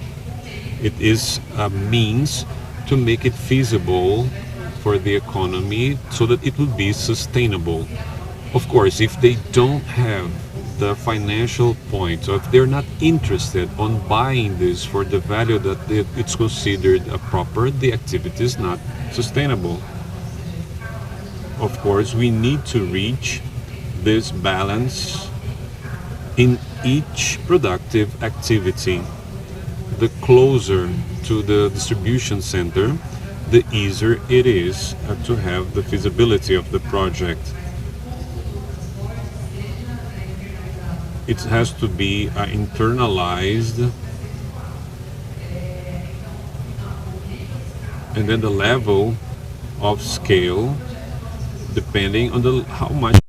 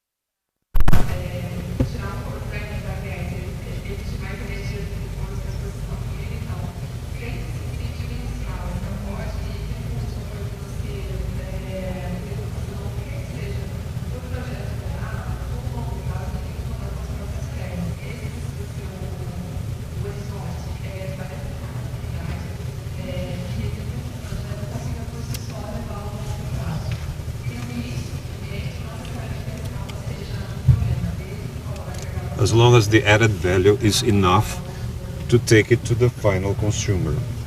I don't know if we're able to reconnect with Juanita, but just a quick challenge. I think that the requirement for the sustainability is a paradigm for all the projects. But there is an environmental discussion today with this analysis. If we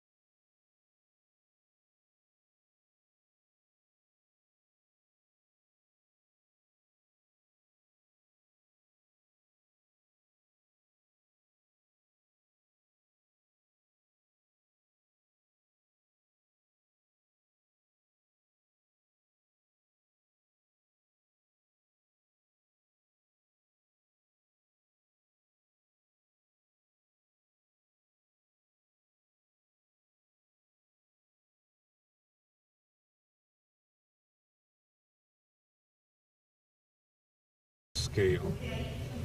So that's why we have this two. We talked about two startups so that we would be able to have scale to this initiative. Agroforest initiatives, yes, we do have them, and we can number all of them, however, that have this capacity to bring leverage, to bring scale, and also to increase the impact. No, we didn't have. So we talked about this. Belterra comes up at the end of 2019. Today it is a company that is already receiving this point that is very significant. But we have a lot of learnings that when we see a certain point, Belterra, Itaporã, trying to invest, we have gaps of knowledge, of scientific knowledge. And so we need, and there is all this fostering that is very important for this scale to happen. So you have to strongly invest in science and technology.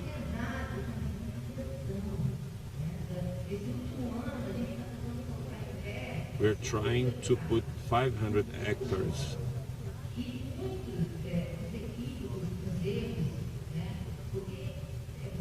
It's important for us that point to try to get.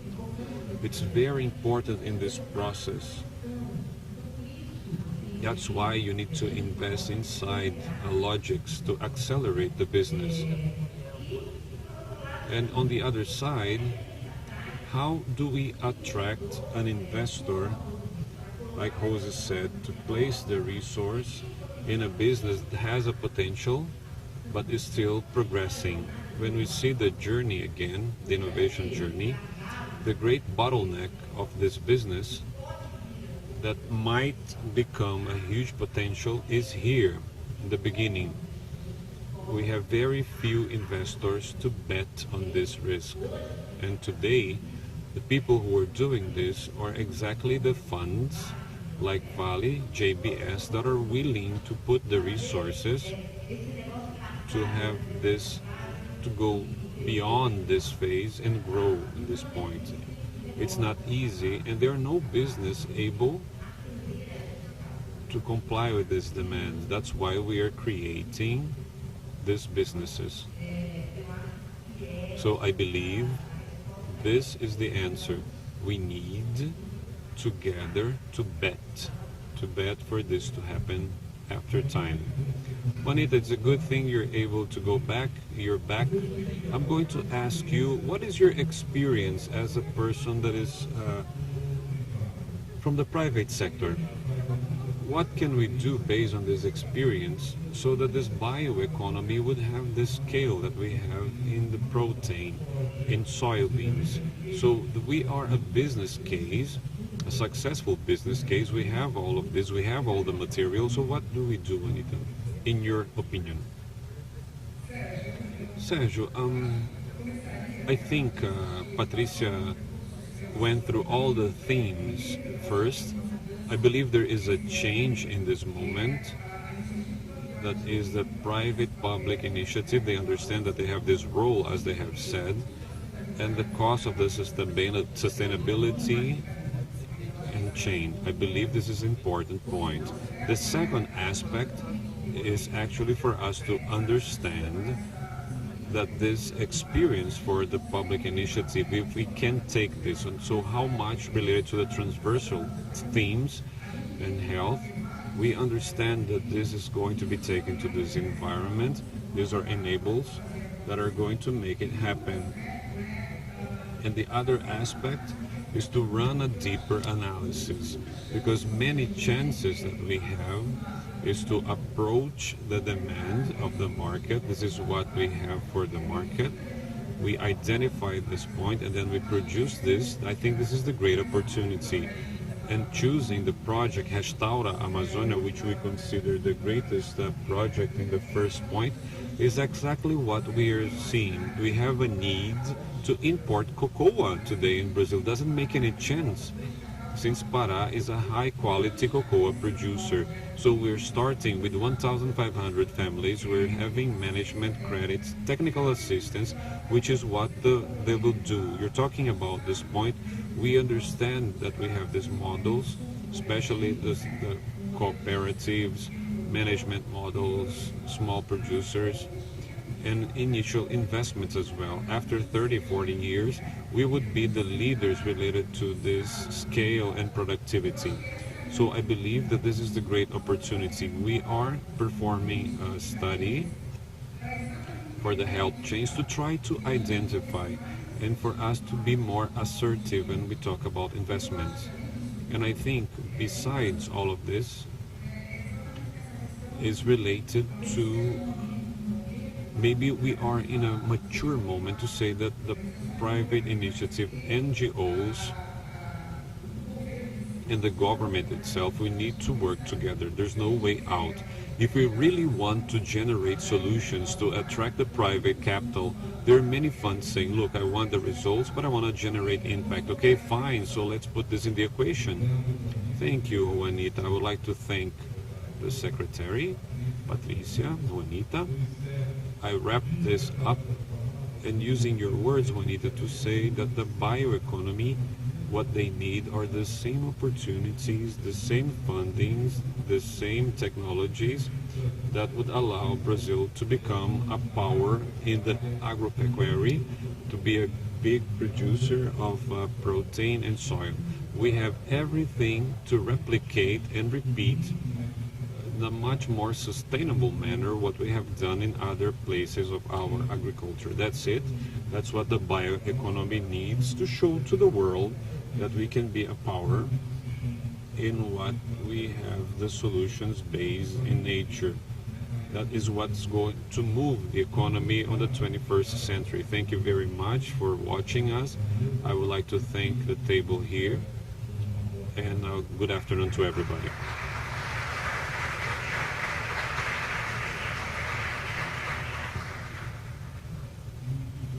Thank you very much for our moderator of the panel. Thank you for the members that were part of the panel.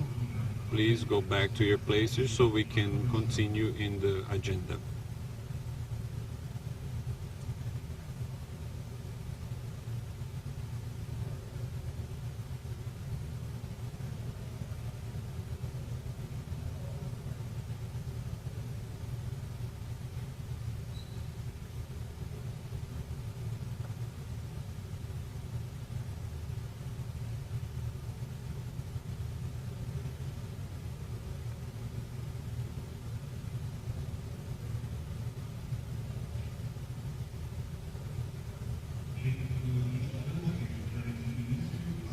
We're going to start the wrap-up session of the Amazon in Loco ceremony with the presence of the Vice President of the Republic.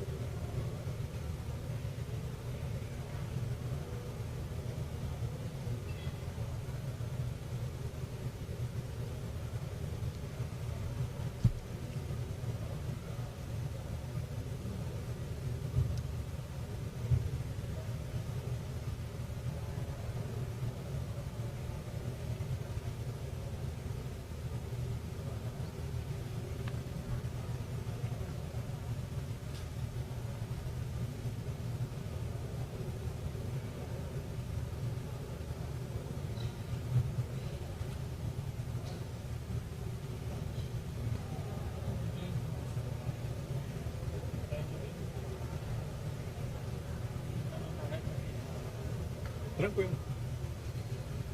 Vai demorar um pouquinho até liberar ele entrar.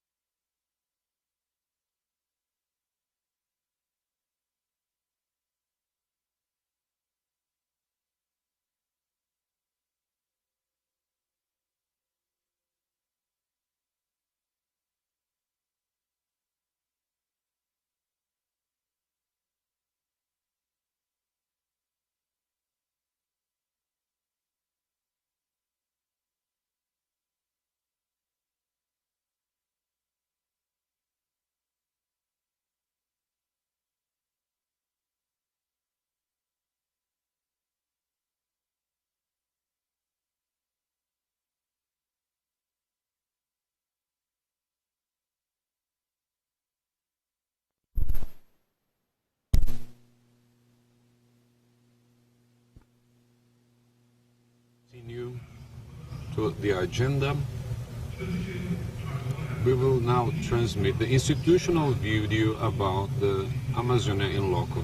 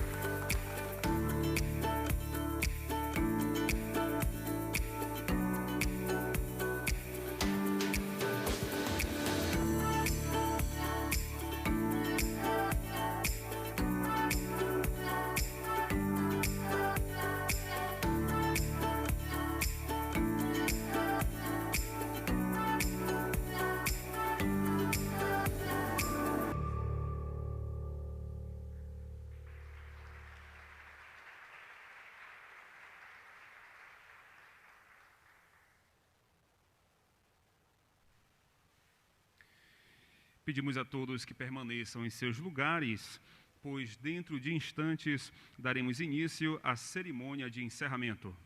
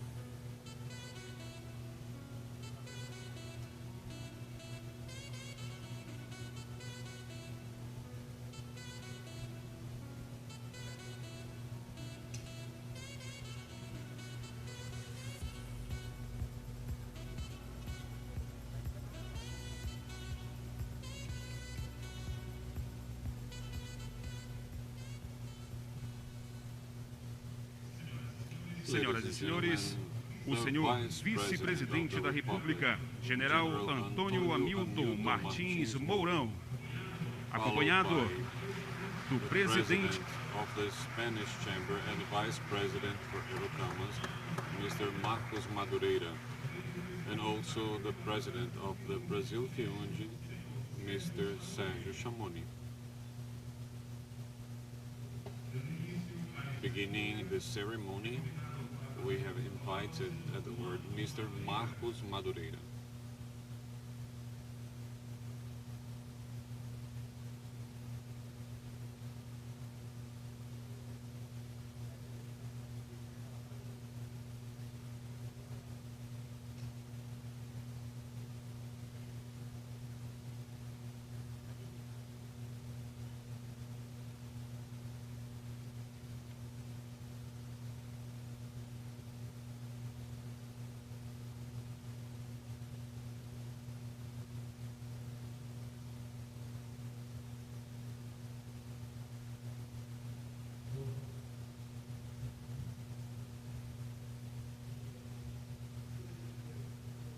Mr. Vice President, I would like to say some words thanking your presence here. We know how complex your agenda is, and to be here with us only demonstrate all the care and attention and the importance that you give to us. This event that you're going to wrap up now is based on 3 parts. The first part is a fair that you're going to see later on, where companies, institutions, organizations expose their products, services, technologies. And the second part would be a round table for business. We try to connect the small and mid-sized companies of the region with the major companies, not only Brazilians and foreign companies. And the third is the seminar where we have divided in 9 discussion panels that we considered very strategic, and we invited for these panels authorities, businessmen, scientists, researchers, people from the university, to discuss without any ideology and without defending economic interests these themes.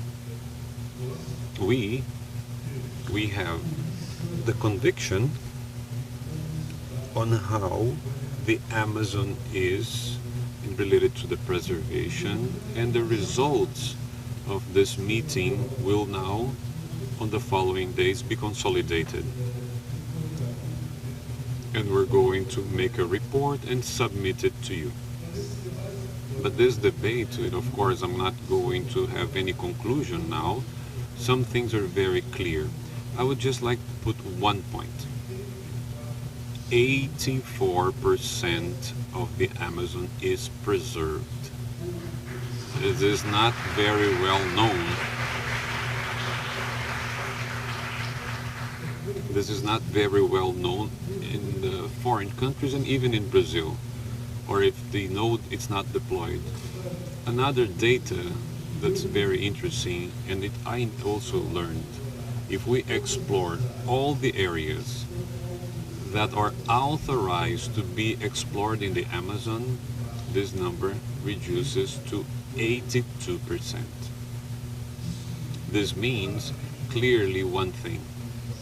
The Brazilian legislation is one of the best legislations of the world in environment. So, after the discussions, which are very complex, for me, 2 points. The deforestation, which must continue to be and enhance and progress as it is.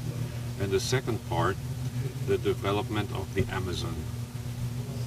We should not only, but we have to develop the Amazon for the well-being of our people, and especially for the well-being of the 28 million inhabitants that live here and deserve to have better life conditions. I would wrap up going back to the beginning to thank you very much for your presence here, saying it's an honor to have you with us. Thank you.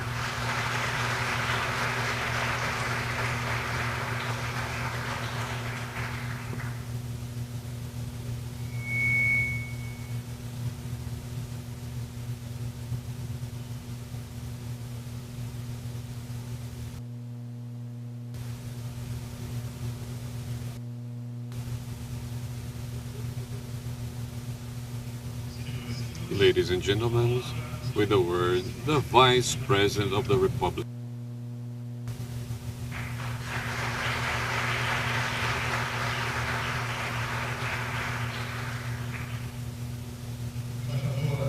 Ambassador Antonacio, as representative of the European Union here in Brazil. Ladies and gentlemen, ambassadors and other group members of the consular group here present, General João Chalela Jr., the military commander of the North. I greet all the other military authorities here, ladies and gentlemen, and other representatives of the government of the state of Pará, Mr. Marcos Madureira, President of the Spanish Chamber for Commerce, Sergio Chamoni, President of the Chamber, Brazil, Finland, ladies and gentlemen, businessmen, and other participants and attendees of this seminar. Good afternoon.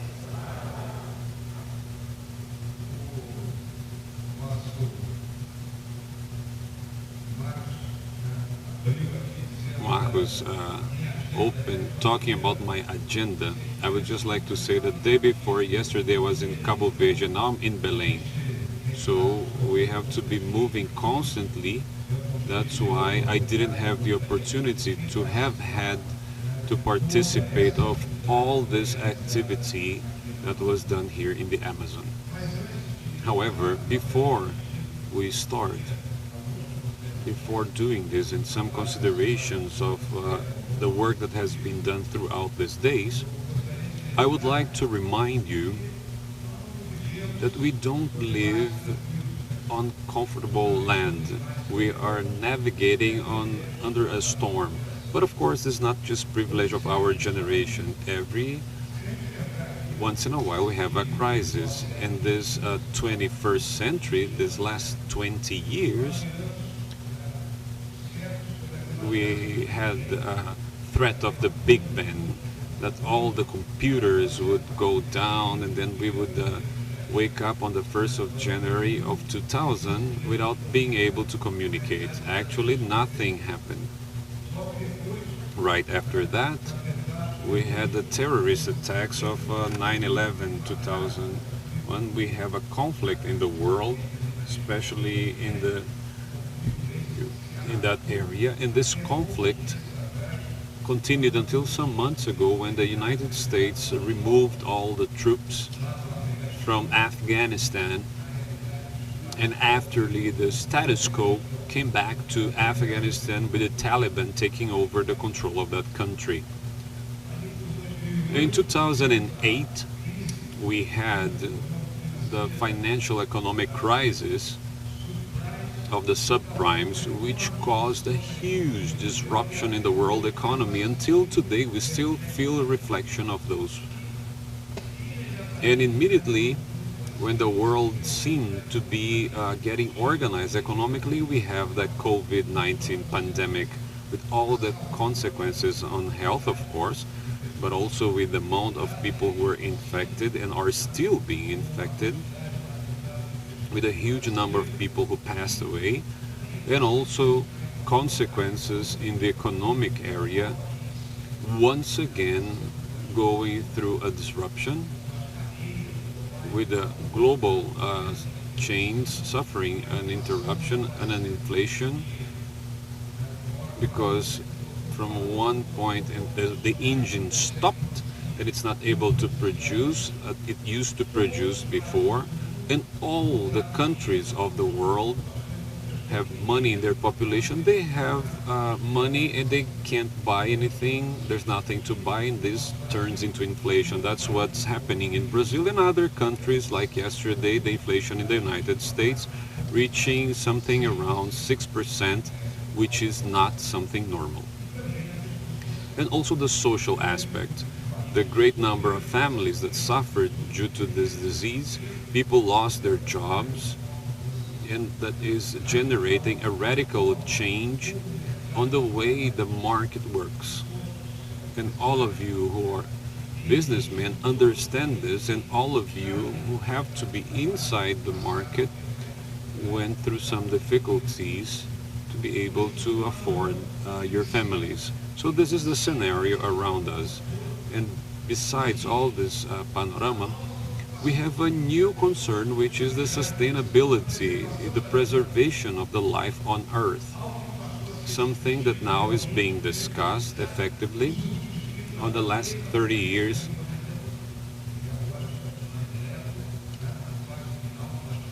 Now we're in Glasgow, going through a final phase of the discussion to be able to set up an agreement for more than 190 countries that we can reduce on the next 30 years the emissions of the greenhouse effects, the CO2, but also methane and others, so that we will be able to keep life on Earth in a level that we can go to the next generations a healthy planet, and not like those films that we watch from the future, right? Where the world turns in something very gray and a constant pollution with a lot of difficulties trying to disappear based on the difficulties that we have. And then we have the subject, the Amazon. That's the reason why I would like to greet the Spain Chamber and the Euro Chamber and Finland for the excellence of the planning and the execution of this conference, which the name is extraordinary, Amazonia in Loco, because the place to discuss the Amazon is in the Amazon. This is where we have to discuss the problems and how we're going to solve them. And then it reminds me, Clodomir Viana Muji, on his book, The Cycle of the Black Gold, 80 years ago, in 90 years ago, when he came from the state of the Amazon. He was in Maracapuru. It's a city from the Amazon. So, open quotes. The Amazon is a land that changes.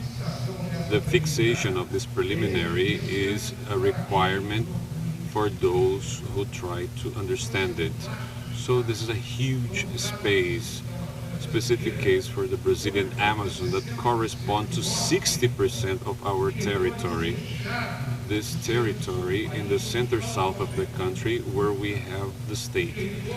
It's a state where most of the people until today, you can only arrive by plane or boat, where the territory is counted in days and weeks and not minutes and hours like other places of our country. A huge part of the country knows this.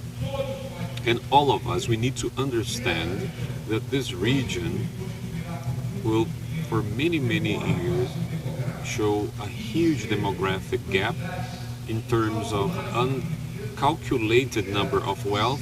It will need to be preserved, protected, and developed within the 21st century requirements. This is the biggest challenge we have.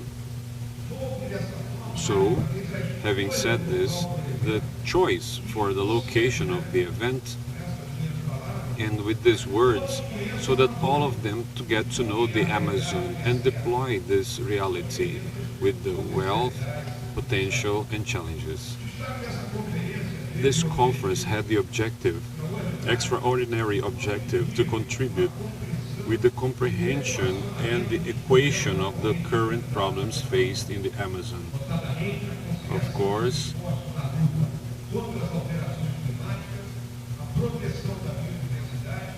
the protection of biodiversity for our population,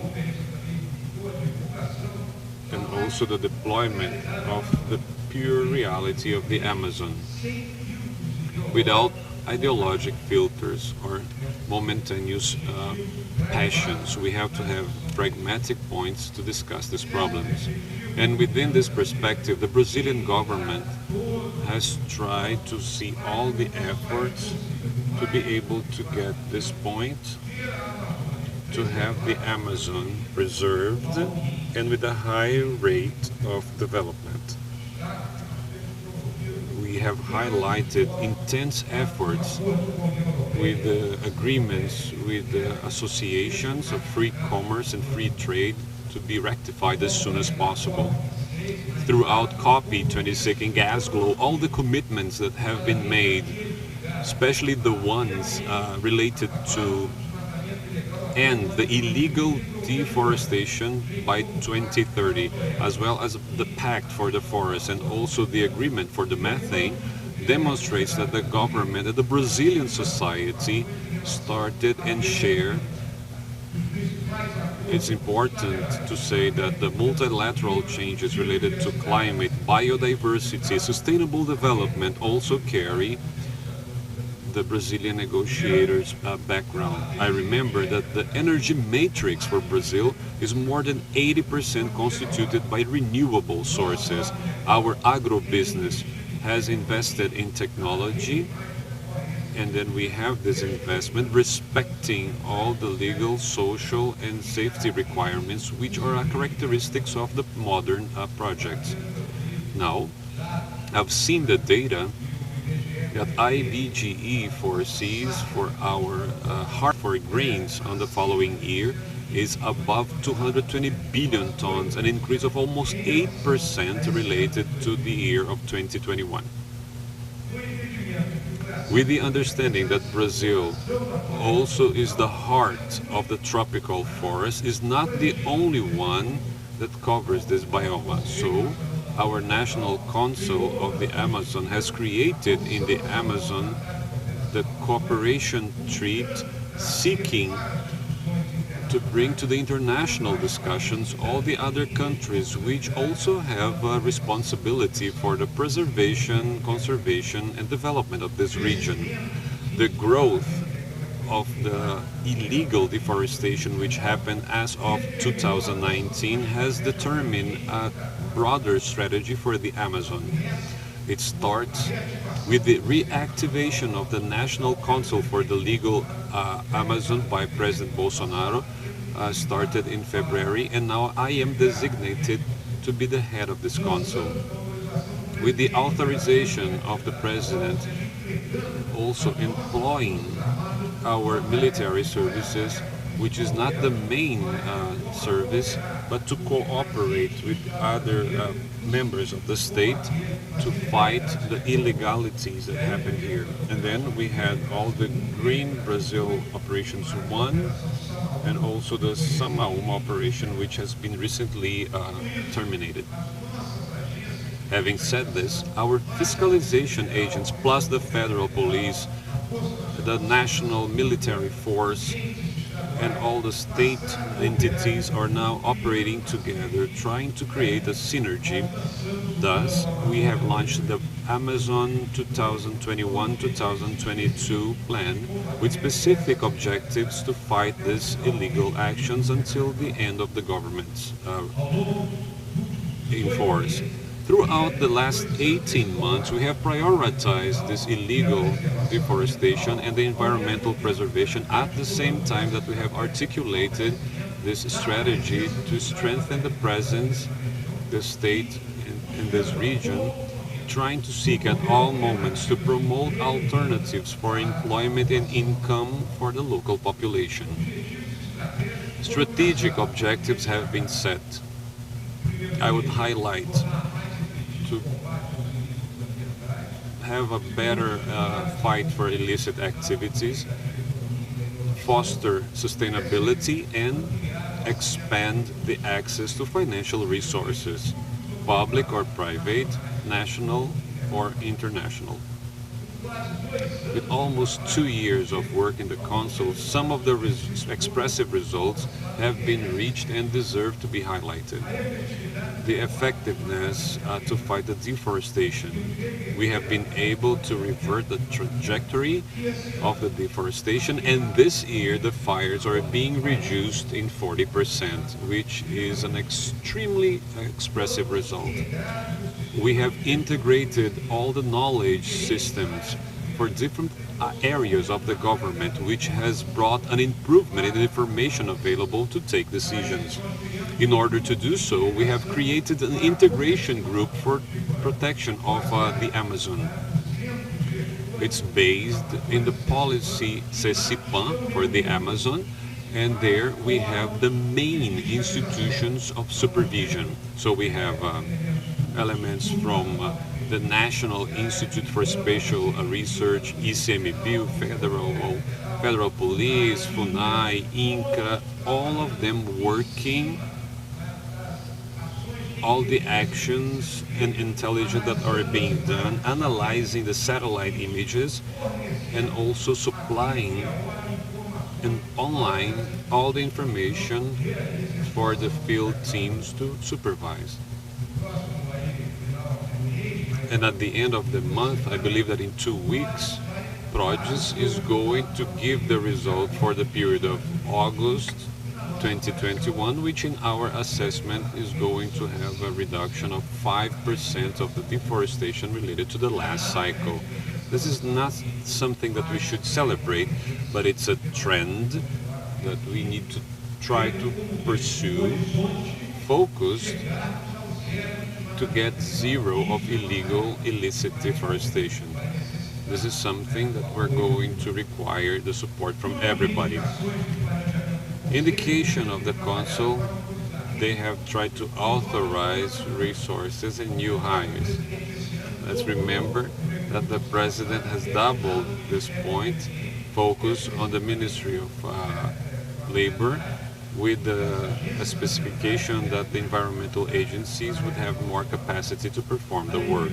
Besides, we have authorized a bidding process to hire more supervisors for ICMBio, and also the Ministry of Justice through the Federal Police Team and National Military Force that I have already mentioned, acting more thoroughly to environmental crimes.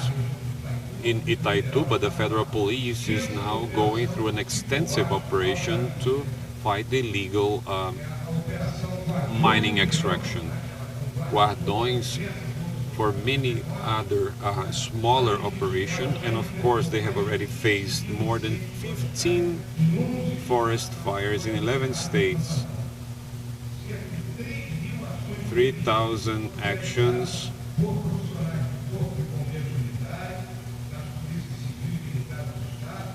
and the military entity, showing the advance for this point. We have had different discussions in order to coordinate the activities for institutions like a superintendency, and also the development of the Amazon are the main parties.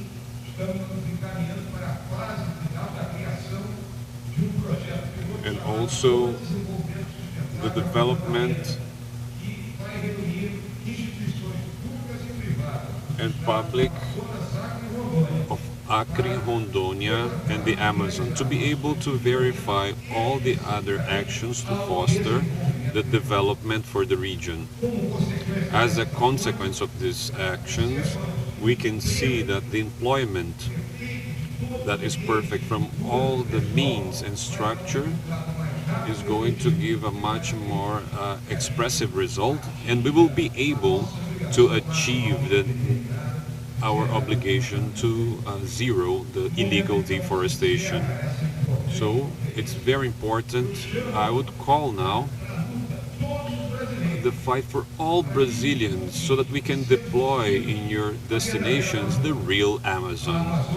The Amazon that preserves 84% of its native forest, protects the biggest biodiversity of the planet, and also that tries to seek all the conditions for the more than 2,000 million Brazilians who live in this area, but keeping their culture and their costumes within that huge cultural archipelago which is our Brazil.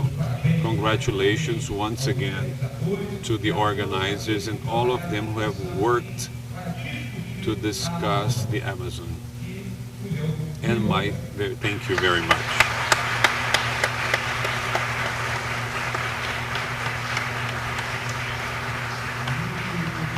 Thank you, Vice President and other participants of this panel.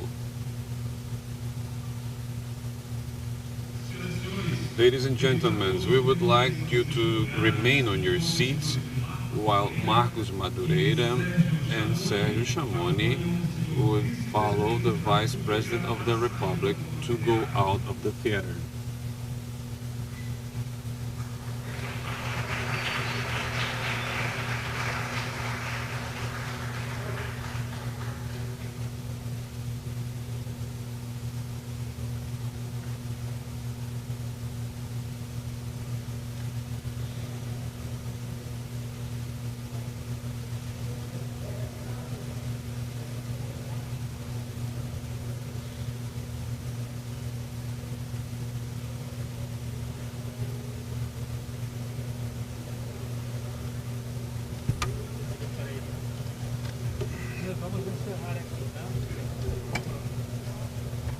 levar algum